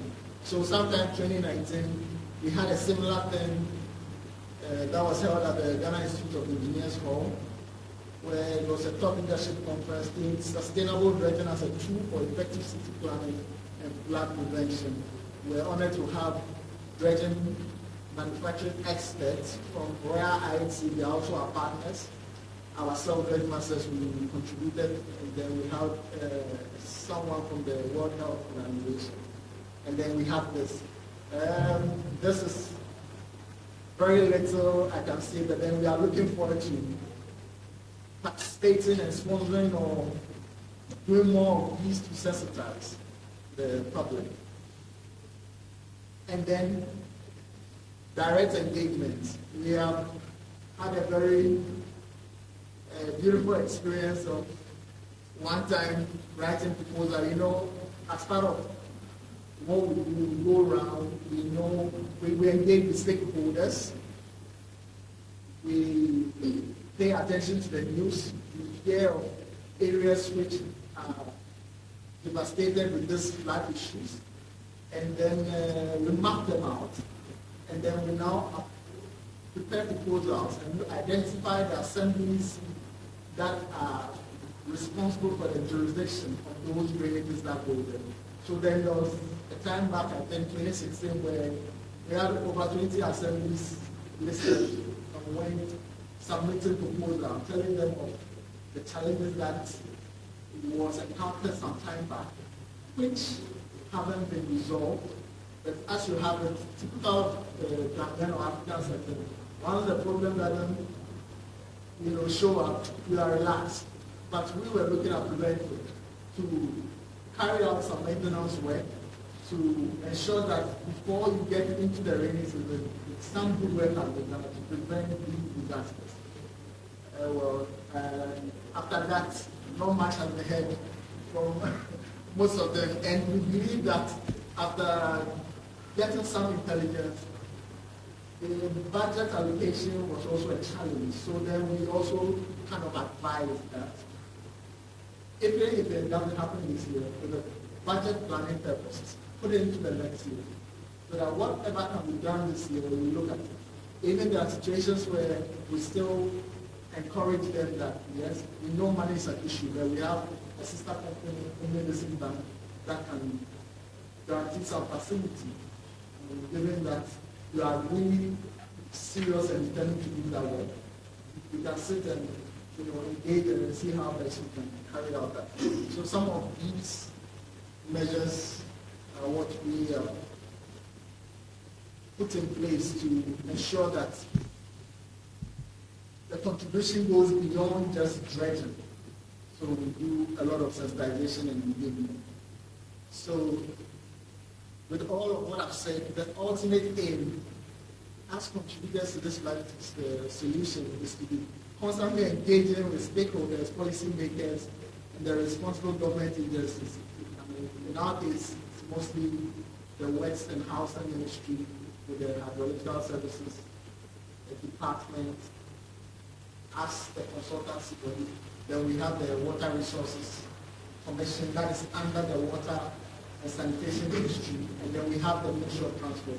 These are the three key government agencies or ministries we work with, but you never know. You can have even the railways falling on us for some bridges, construction, over some water problem.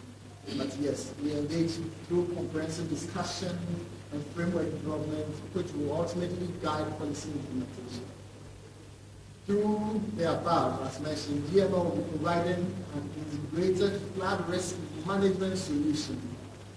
That is a key word, integrated flood risk management solution through stakeholder engagement, planning, equipment resourcing, and financing with the support of the local and international partners, sister companies, and our group office as large. That being said, I want to thank you for your time. Good question. That's another insightful one, and thank you very much. I'm just amazed at the dimensions of the flooding that we have in here. When we hear flooding, all we see is the water, and hear water like I do. You've been watching it on TV alone. I have, two phones, and to see that people actually go in there to work and make sure that life is better. It's amazing. I'm quite thrilled by the proactive, actions that you people are taking to ensure that you don't wait for it to happen before you stand up and say, let's go and help. But you're finding ways and means of speaking to the people who matter or who have a role at stake, making sure that things are well done, right from the individual to the assemblies. I think it's quite heartwarming to know. I think I'm looking at you, and I think that we should find bigger platforms for you and Mr. Agwawale to talk more about these things, because you mentioned that something that you really have to call for education, behavioral change. Even when you were showing the pictures, and I noticed it here, that was one of the places that we had cleared the debris, the massive debris from there. And yet you could see that there was clear, and yet this one, the next one, you see the water is clear, it's clear now, but people have still started, littering on the side. It's as if, oh, thank you for doing this for us, but you come again. It's quite sad, But and the reality is that has been established here is that the human being is at the center of all of it. Human activities are the major contributor to all of it. I mean, I can't stop thinking about what Mr. Thompson said about the fact that the water has not invaded our space. We have actually entered the water space. And because the water is water, it wasn't staying back. So that's amazing. Thank you so much, Senna. I mean, if anybody has any question, any contribution, this is the final presentation. So if you have any question, any contribution, any suggestion, whatever you want to say, please. Let's hear you now. Those in-house and those online. We would love to hear from you. Yes.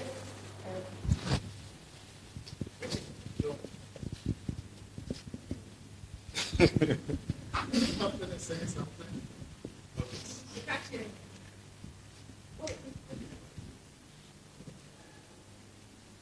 Captain, we can't hear you. Wait.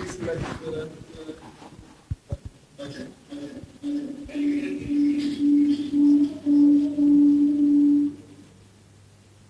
Yeah, Captain, speak. Can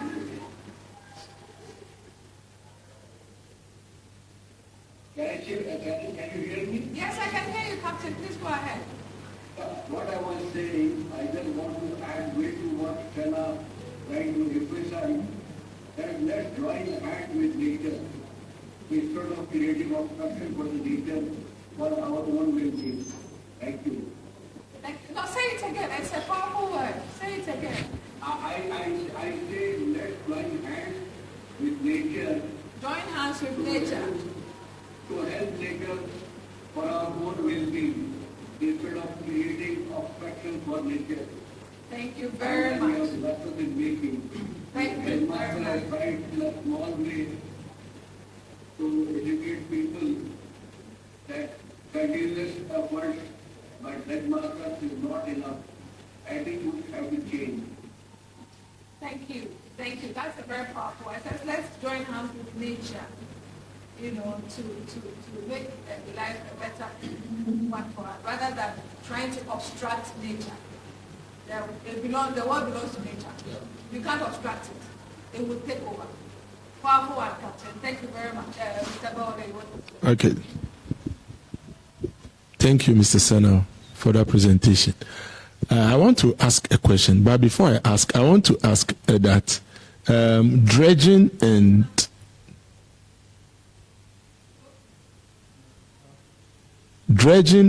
distilling, are they synonymous or they are two different words?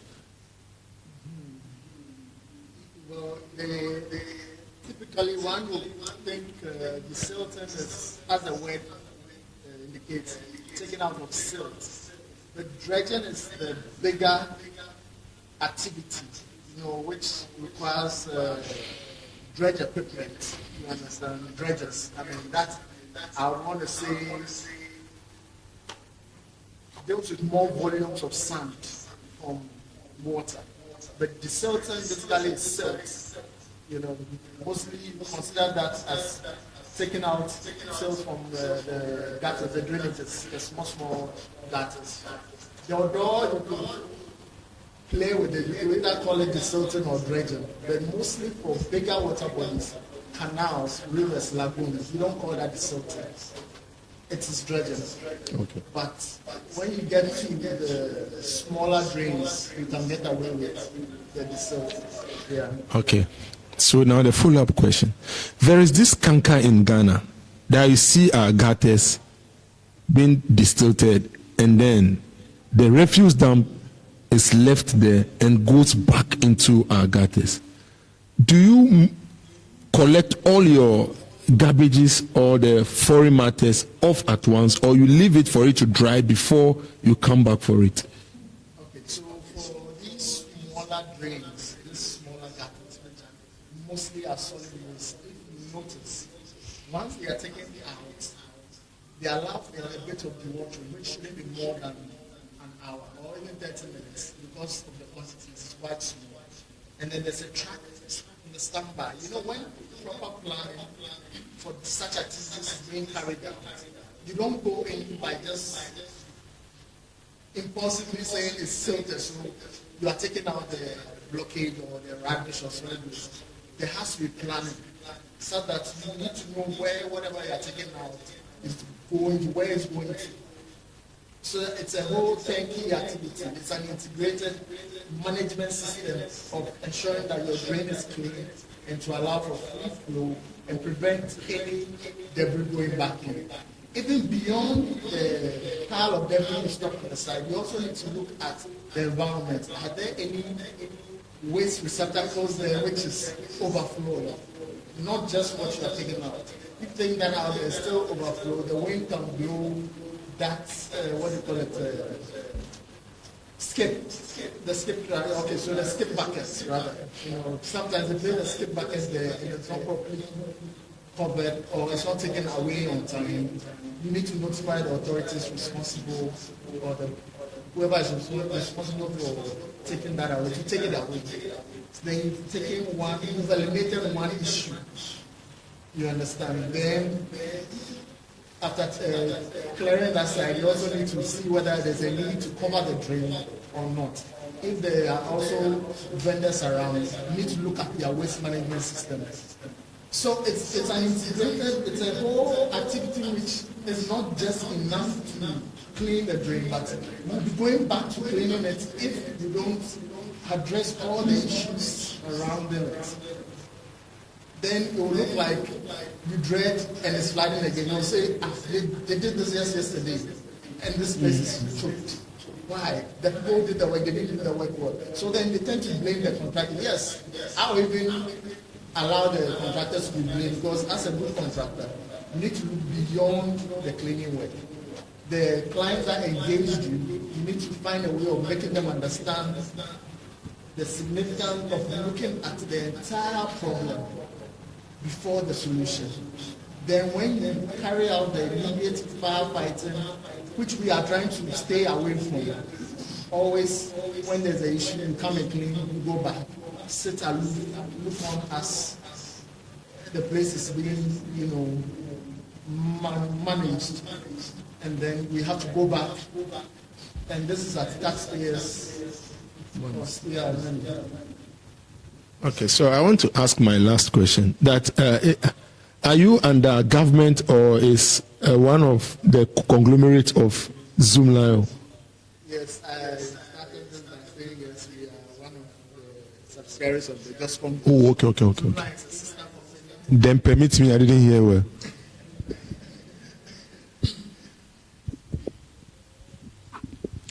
Yeah, good afternoon, everyone. My name is Promise Chinasi.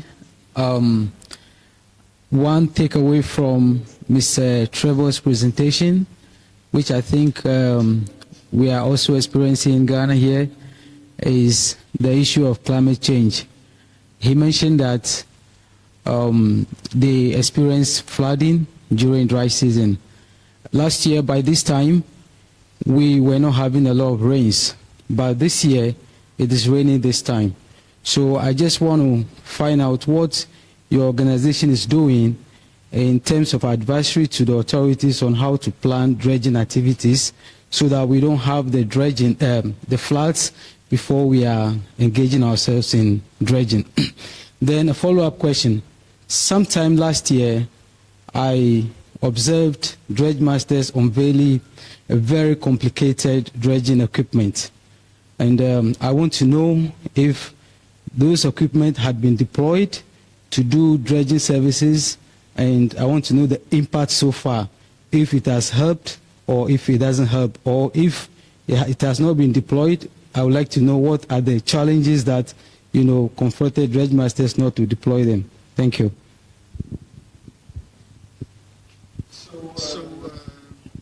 Thank you very much. That's a very good question. The current climate change situation is causing a rise in the sea level, and ultimately the tide tends to come much onto our coastlines, leading to the erosion of our beaches. Typically, our coastline is known to be at sea level, in some places even below sea level. So we are experiencing real, dangers of erosion. I mean, it's ongoing, heavily ongoing. Some areas in the water region, we experienced sometime last year flooding of an entire community, I've forgotten the name, where the tide came out the area. So, yeah. And because of that, I mean, the government is very much aware of this issue, especially the Ministry of Works and Houses under the highway. So a lot of sea defense projects have been awarded to a number of contractors, including one which we are also doing at Timbo from. So as I speak, yes, the climate change is a devastating one. There are two ways about going about it. Is first to either nourish the beach or create a growing sea defenses system which will enable the traction of some sand. Groins are designed in such a way that once the tide breaks in silt, it's able to deposit and recreate the beach. That is typically engineered way of beach nourishment, but with rocks. Yes, we have the revetment. We have a number of engineered designs that will allow for us to protect our beaches from being eroded.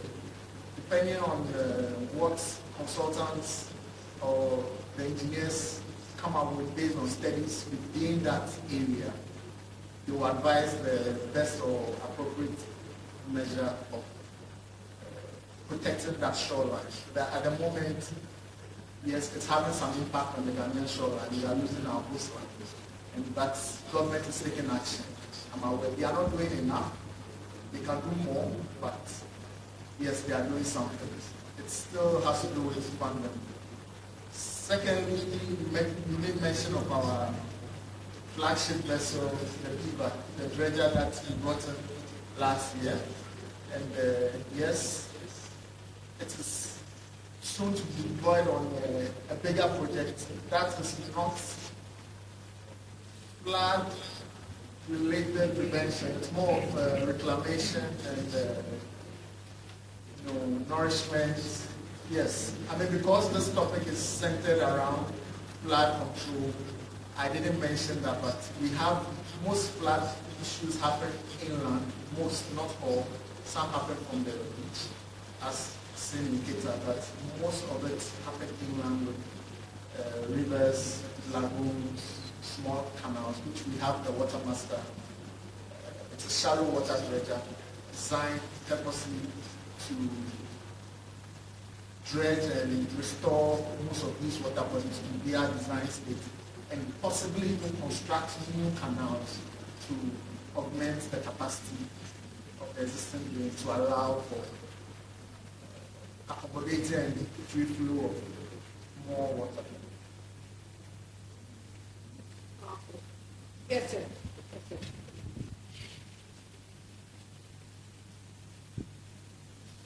Online people, do you have any questions for us? Sana Adiapena. Well, I was a bit elated when you were giving us this elaborate PowerPoint presentation, especially with regards to some of the images that you were sharing. Yes, the images were quite colorful. But you made a statement that usually when you see a particular challenge in the society, you try to seek the intervention of policymakers, especially the district assemblies and co. And then you go ahead and then you try to do what you can do to help the locality. I want to find out, do you normally charge, commercial rates? Maybe when you are negotiating with them, that's number one. Because I know you are living in a community where you are also supposed to contribute. And of course, we know JustPon Group, you are doing well. So there are some cases where you can even volunteer to do it for free, after all. So that's number one. And number two, let me find out. There was another statement you made with regards to the bigger drains. The bigger drains, when you dredge them, that one, they are qualified for dredging, not desilting. When you dredge them, do you normally just leave it like that, or you plant some green, some vegetative materials along the banks? Because we've seen some best practices elsewhere, outside Ghana, where when they dredge, you can see the water is clean. It can even contain aquatic animals because of the greening layers that are on it. In your case, when you dredge them, do you try to plant some green grasses along the banks? Thank you very much. Thank you very much. So yes, our initial scope for the Odo, I have to limit that to Odo as the bigger drain that you're mentioning. Part of the scope was to bring the embankment to also reduce the washing of the silt into the drain. That will also control such a thing. But as I also mentioned, if you go there currently, the number of settlers there, even for our own equipment to have access to carry out that work is a challenge. We continue to work with authorities on this. Even in some instances, at certain times their hands are there, at certain times they cannot. I'm being blunt here.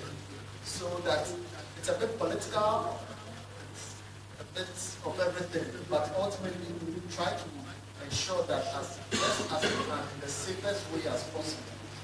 The aim is to ensure that we clean the drain and prevent the overflow of water, running water. So that is the ultimate aim. The other associated activities as grading, putting of park benches, lighting, walkways, and all of that, it's in the master plan. But till certain issues are addressed by the states themselves and authorities that we cannot proceed to the next stage, and we are very much aware of these challenges. In response to the rate we charge, yes, we have even carried out some pro bono activities in the time past that will not come out as you would expect, but then we do charge depending on certain conditions and time of the year. We can, in most instances, what we even do is to even pre-finance and carry out the activity even without even a seat as mobilization. In most instances, we do that because typically a contractor will expect that you advance something before you move on site. But because of the patriotic heart of our executive chairman, he has ensured that he's invested heavily in us to meet all the challenges and to solve the problem before thinking about money. So his desire is to ensure that the country is served well, and then whatever costs that are associated with it, we can discuss that afterwards. Be it commercial or private, the work has to be done. All right. Thank you very much. I see Maxwell Buffalo. Is that Maxwell Buffalo at the full hand? Maxwell, please unmute yourself and talk to us. Thank you very much. I want to put in a suggestion. Those of us living around the mining areas where illegal mining is currently going on, you realize communities and villages whereby in the past were not experiencing flooding are now experiencing flooding just because these galamsees have reduced the capacity of rivers. Some have been diverted for their selfish gain. And I want to know if Dredge Masters has any plan to engage the ministries so that such areas can be given to them for the rivers that have been diverted, silted, for them to at least restore its capacity and get some money from it. Thank you. All right, thank you, Mr. Maxwell. So yes, we've already had discussions extensively in regards to restoring those rivers and water bodies that serve the community. At the same time, we understand that Ghana Water has a lot of their substations along the river channel that is costing them heavily to clean the rivers during the processing. So yes, we've spoken with the authorities, that's the ministry in charge. At the same time, even Ghana Water have engaged us on a number of occasions to dredge some of their canals. If you care to know, we have already started some reclamation projects, specifically at the beginning, and tree planting is ongoing. The land by itself is badly, degraded. Even though the river body is also equally important, but I believe that the government responsible are addressing it in stages. And as and when we get to the time where we have to restore the river, they will call on us. At the moment, we pride ourselves as the most renowned, well-resourced dredging company in the country. Without any, there are dredging companies who are coming up, but they are not that resourced. They are just trying to also have a piece of the pie. But I don't really, we know that we will give our friends everywhere.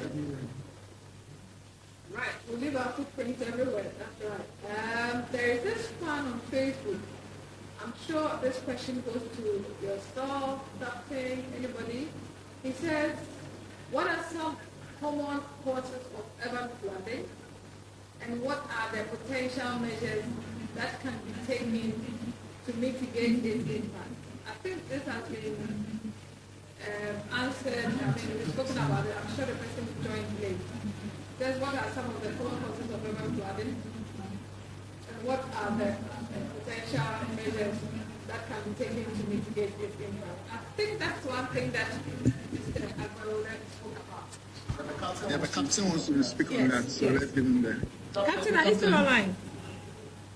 Yeah, I'm still there. Okay, would you want to pick it up? Very strict. Answer is very strict.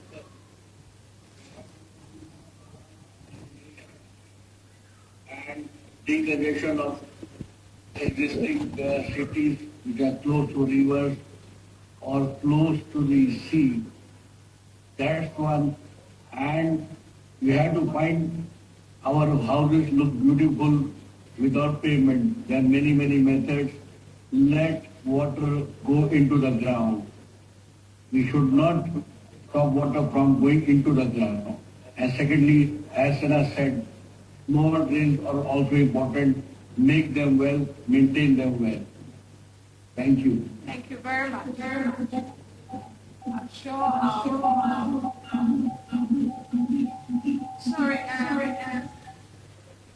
Madam Sana.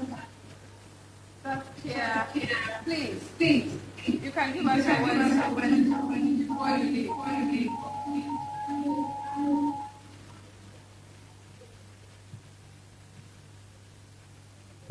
Hello. I'm sorry, I need to leave now. That's okay. Thank you very much, everyone.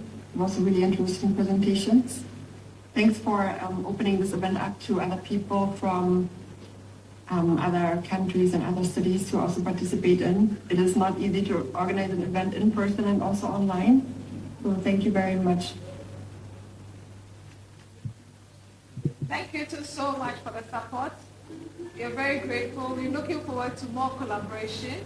I'm sure there are other more areas that we can collaborate on to educate our people on this. But thanks so much for the partnership and thanks for joining and sitting into the end.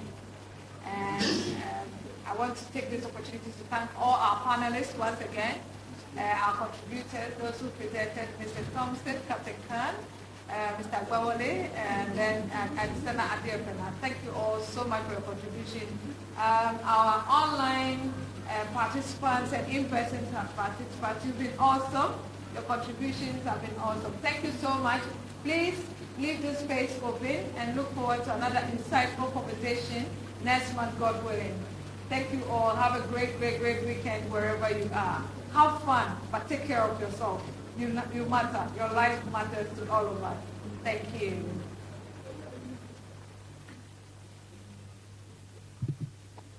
Thank you. Bye. Bye. Bye-bye, everyone.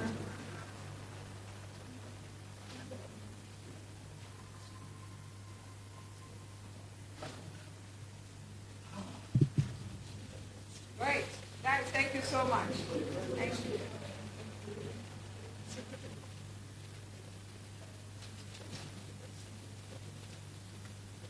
We are done. Thank you so much for coming.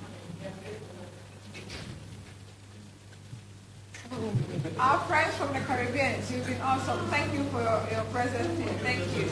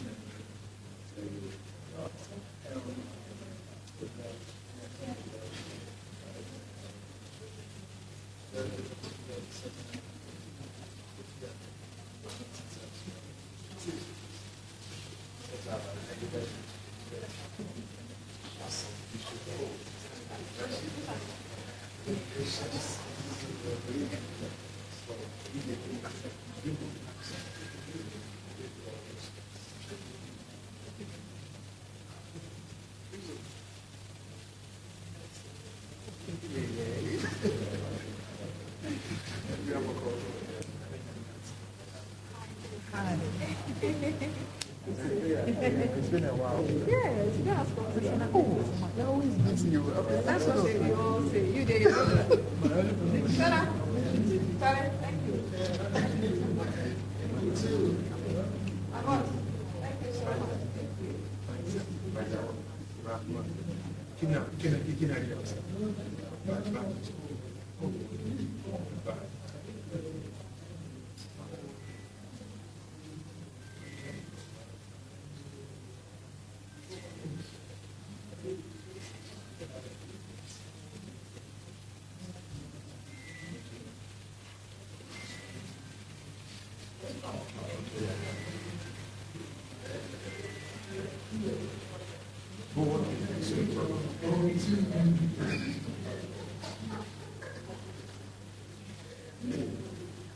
Chief, permission to carry on.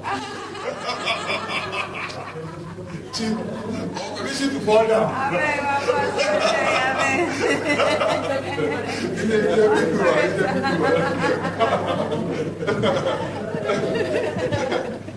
Okay, sir. You guys are doing a great job. I mean, you're talking, and I'm just thinking, how can we get one media house to, just interview you guys? Not interview, one interview is not enough. What if you like come to face?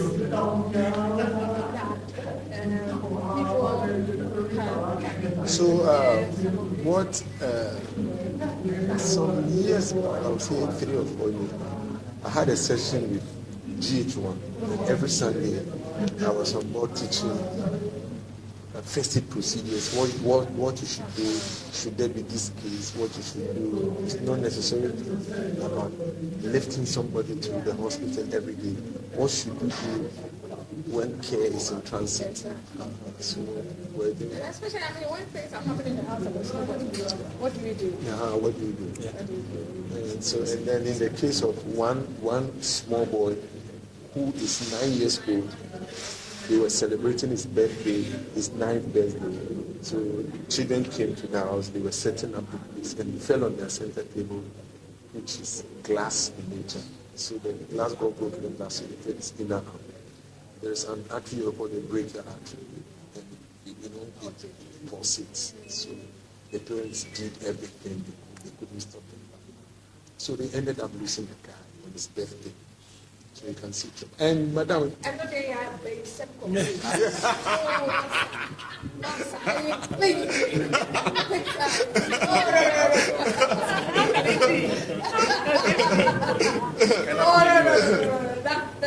blood of Jesus should have come. So madam, there is one simple method you can use in doing that. When you try stopping bleeding and it's not. So what they could have done is, even this belt on you, could have just come up and tie them up, prevent blood from putting up. And when you do that, you need to rush to hospital. Because cells here are also not getting nourishment. So the cells here are done. So when you brush this person to hospital, you can see the person. But they don't know. That's common. When you stop, it's not stopping. Stop, it's not stopping. On the 9th, it was suicide. So, thank you so much. So madam, I'll take your number. Yes, please. So that we link. Yes, sir. Yes, sir. Okay. Are you all in the same age? I'm Xavier. Xavier. I'm at SRM. I'm with the National Blood. So Xavier happens to be my student, but now a fully fledged emergency medical technician. Wow. They are trained him, so now I used to take him along. So that hey, I should be proud. Very proud one. I should be proud. And we can't be there every day. So when maybe we become so much engrossed with other activities, we can push them somewhere to also go and manage knowledge with people. So that's what we are doing. No, I need to speak to Metro TV. Yeah, but he's a dangerous soldier. You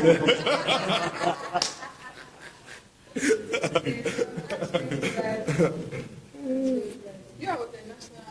Ambulance service. So, yes, one of the finest EMTs you can have in the system. Ambulance service is 19 years. He's 18 years. Wow. So, whatever the number. Yeah, 020. 020 201. 201 830. Okay, 00.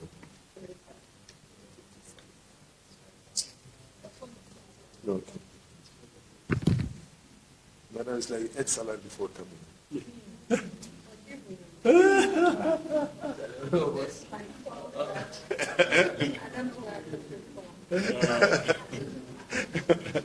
Maybe I talk too much. I'm sure. 05540306009. 03060. How about you? Madam, salad Africa. But I speak Yoruba, right? Oh, yeah, I told him. So, Bedouin, right? the government class, my fathers are supposed to be coming from them. Then, Togo. Yeah, We just cover and use them to cover. Yeah. Get to do it. Okay. And then I lived in home. Okay.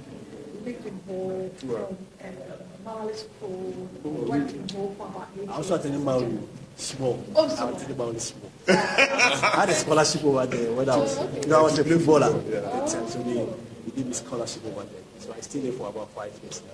Oh, that's cool. So up to O levels? No, in SS. Essay. That was 95. Oh. But what I'm speaking to boys. Yay! Chichia. Chichi. I know, right? No, but I was in Mali school when I was, I went back to Okay, I also went to Benku. Benku, okay. Yes, so that was where I completed before coming to Maui. Oh, okay. And then I worked as a journalist for 8 years before going to corporate. So I think I've been talking too much for close to 30 years. That's how come my time is like that. And mom is hard. Always hard.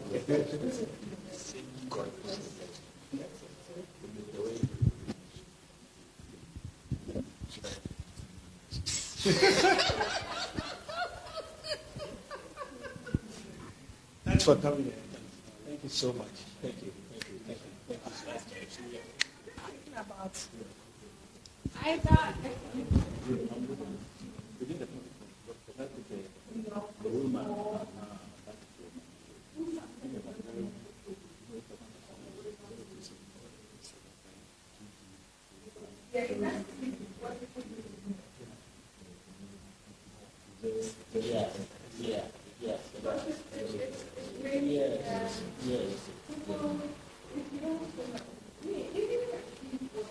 You know what?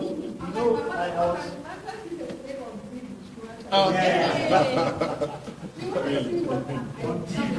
When it's coming, it's like it will pass through the TV and enter the room. Wow.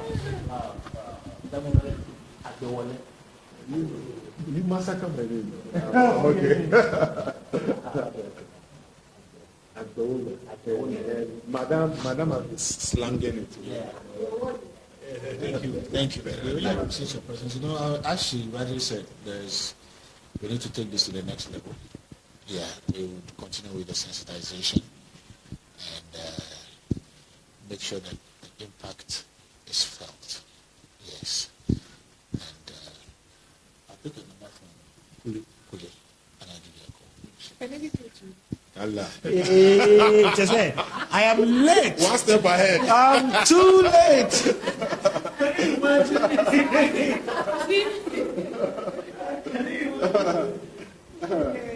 Okay, Thank so. you so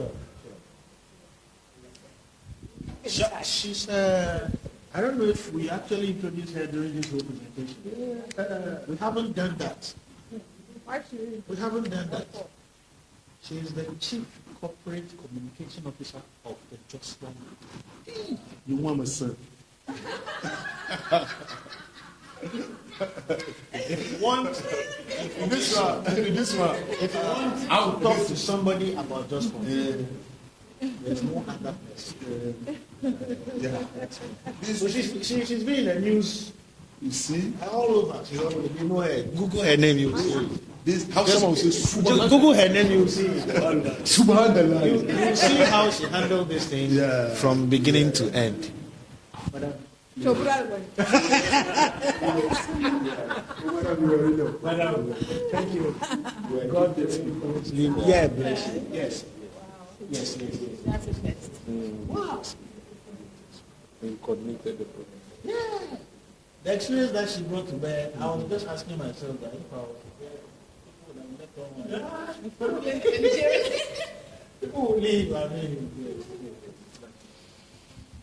yeah. We'll arrange a TV program. No, I'll get back to you. We follow up on this lecture. Some we recorded it, so some few things that you said, the questions that were asked, and package look at program and then you should.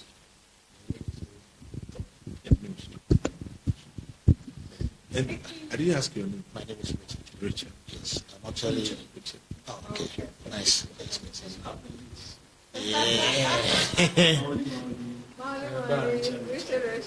Yeah, Molly. Who else is Molly? Oh, okay.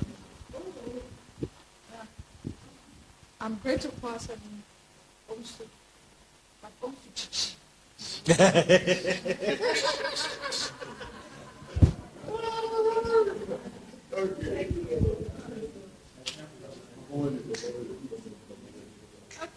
Okay.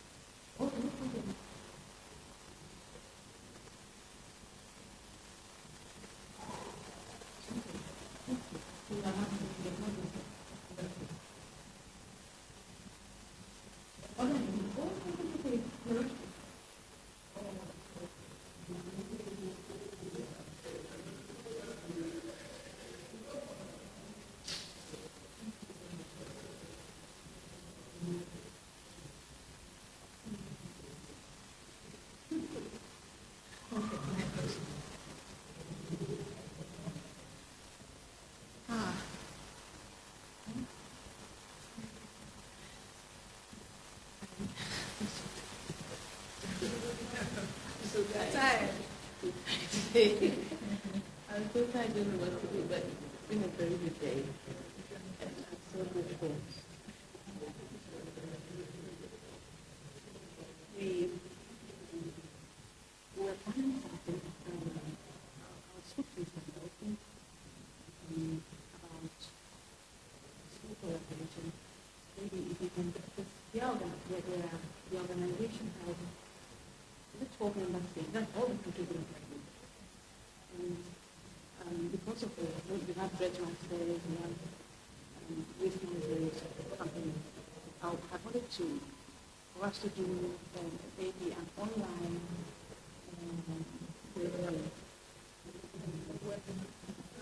where we introduce our company to them and see how they buy into what we do and how businesses be involved. Okay. Oh, wow. Oh, okay, great.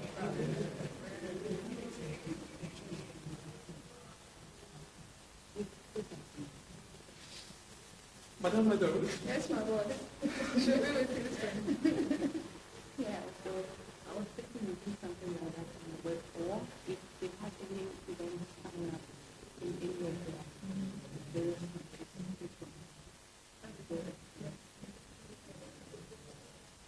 can you do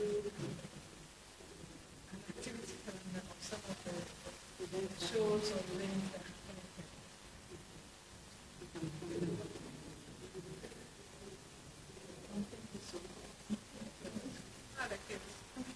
so you live with your husband? Okay. So I'm not married anymore, but I live in the house. Because of the kids.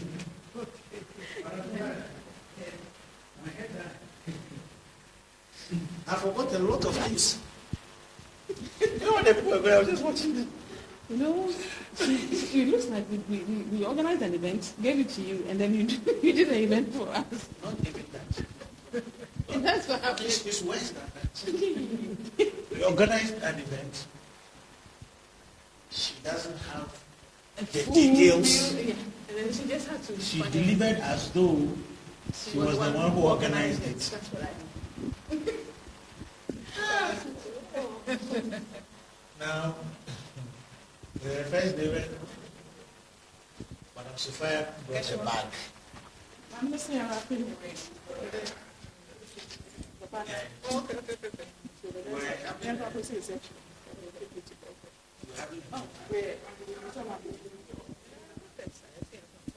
Thank you.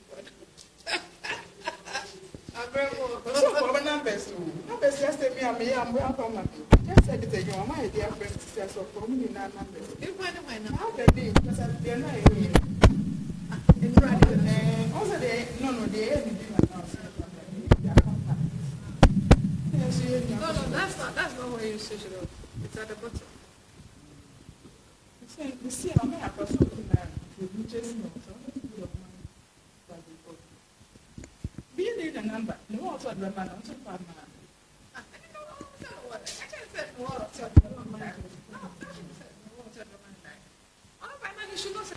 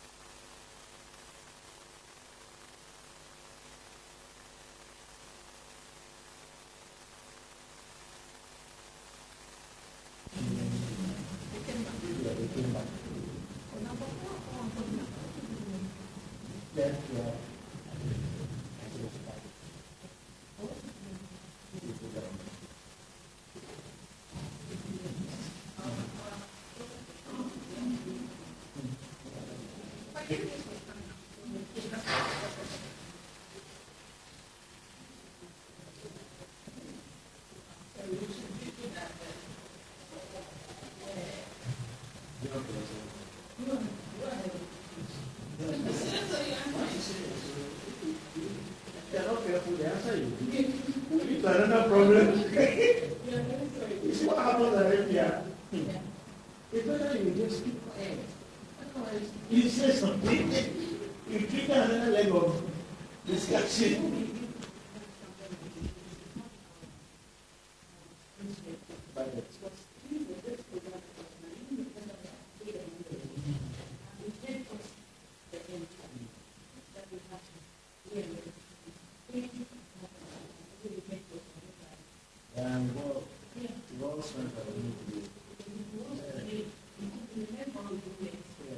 So what will we put all this together then?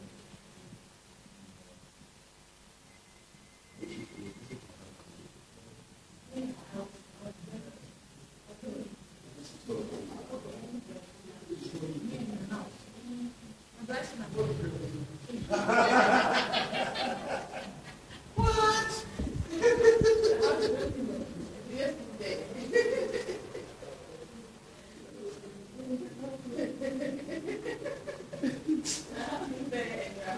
Somewhere. There are times for like it's a very important.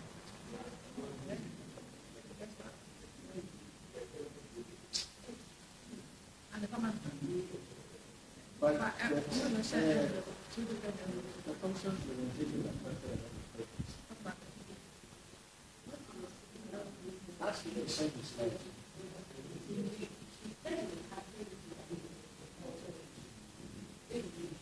don't have time to play.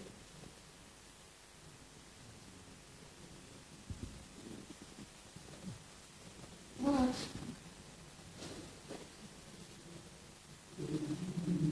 And where do we make up?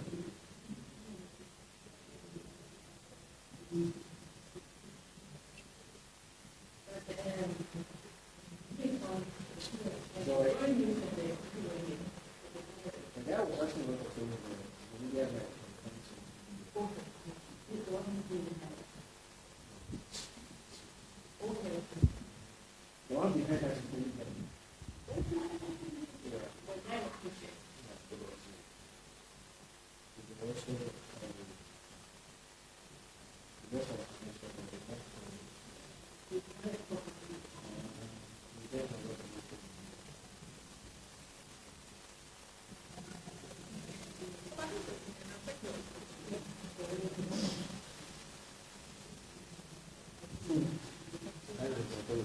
You are carrying the number right at you, but you go and go. I'm not rushing. What the point of rushing? You wanted to educate and to think that you have international help. Okay.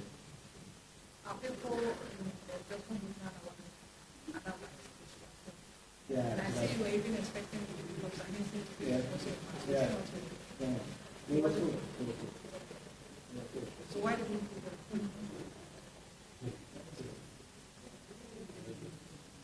So I realized that he didn't see him, and so he called Saskia to do it. Oh, yeah. Oh, yeah. Yeah, someone could be there. I didn't see those. Yeah. Somebody wait till I'm asking where he's working. But I'm sitting on the platform, so why? Yeah. But I didn't send the link to her. I did. I was not seeing her on so I thought she said she was coming. No, we had to come up together. My pastor went to his room and came back here. Okay, your phone is on me. Yeah, it's on me. It's on me. Yes. Madam said so. Madam, this thing that we have started, you are the pioneers. Tomorrow it begins to explode and things will come up there. And the returns begin to come in. So you are not careful, people will not even remember the beginning. So whatever cost we have incurred today, this is AISWAM investment. So and she gave us Captain Khan, etc. You know, if anybody tells that you can't have your mission, and then an occupier says, which one can do it? That's why we are here.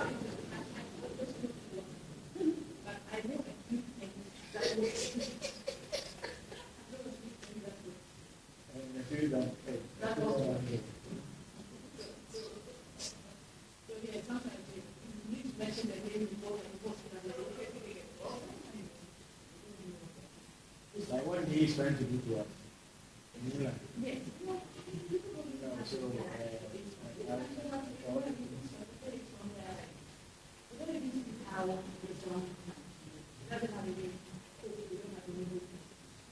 yeah.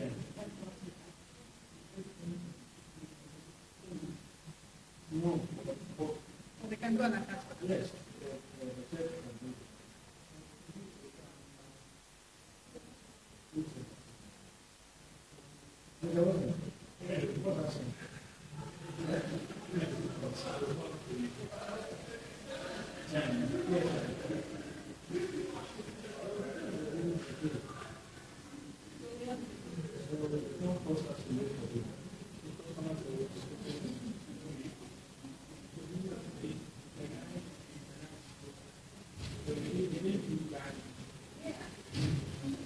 Well, maybe our next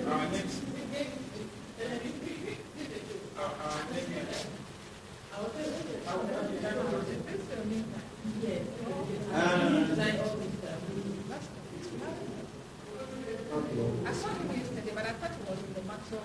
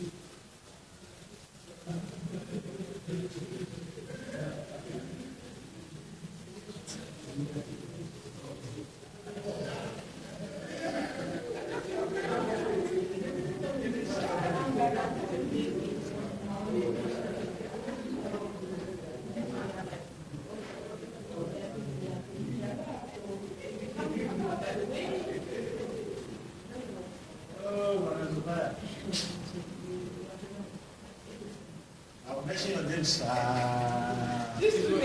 I will mention your name. You know what? I will mention your name, sir. Your enemies will come after me. You will say, sir, what's wrong with you? I watched the video. One guy was looking for them for school. He went on the video. I said to him, his brother, they asked his brother to sacrifice him. He called him to appear in the mirror and then brought him spiritually to the place. He need to know the character. When he saw the person, Jesus, he just said it. And immediately he said it. Everybody came up. They were like, hey, Jesus. Then they went back. They took their daughter. They said, don't tell me, took it. He started bringing it. Jesus. He was like, the name is moving them. So he was using it and beating their things. The guy with the name is moving. Anyway.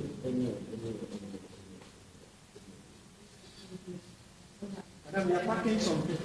We are running National Sanitation Day policy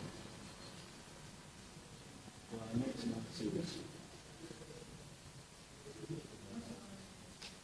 Yeah. So we'll start working on that quickly so that by next week we can start it.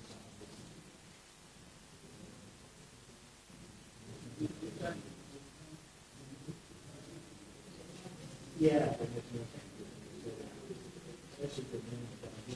The Ministry of Environment, they're supposed to also be on this. But they joined. Yeah, they joined.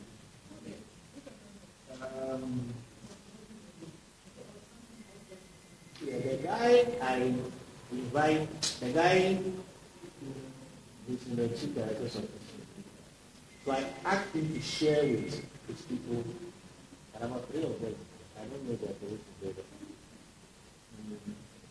Ministry of Health also supports the data for the suspects. Nadmo was supposed to be there.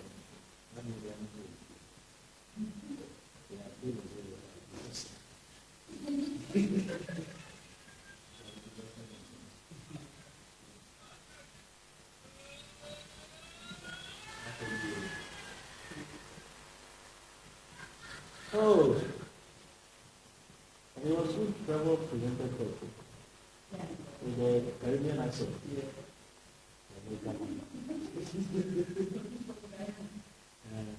Yeah, okay, so that's a Caribbean accent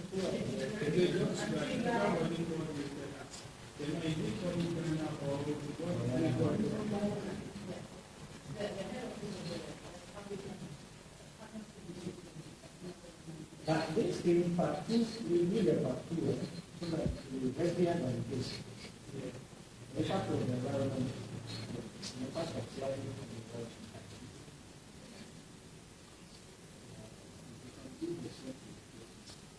but we were able to hear African. There were a lot of people were telling me we cannot hear him.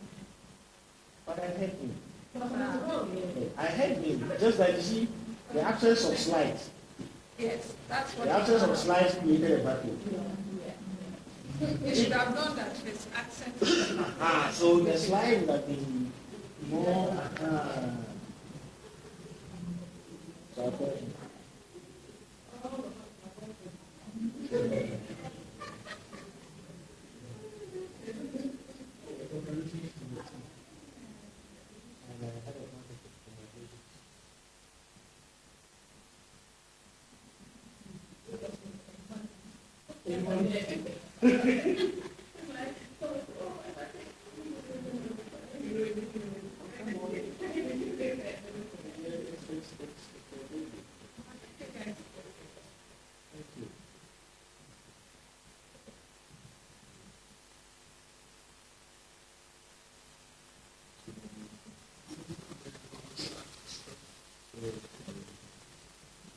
you do GMP for Sena and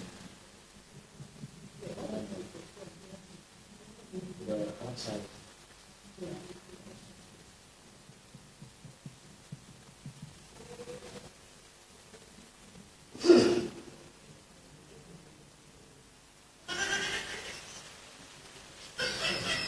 Is that a new?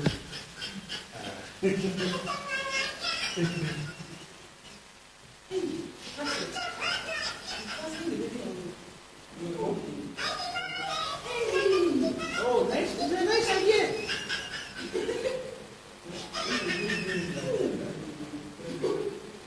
So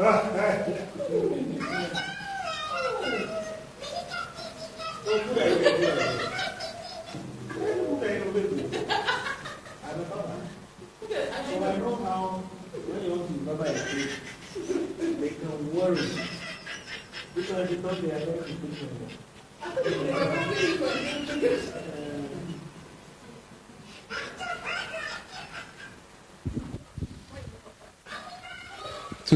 Two, try, two. Try, two. I think.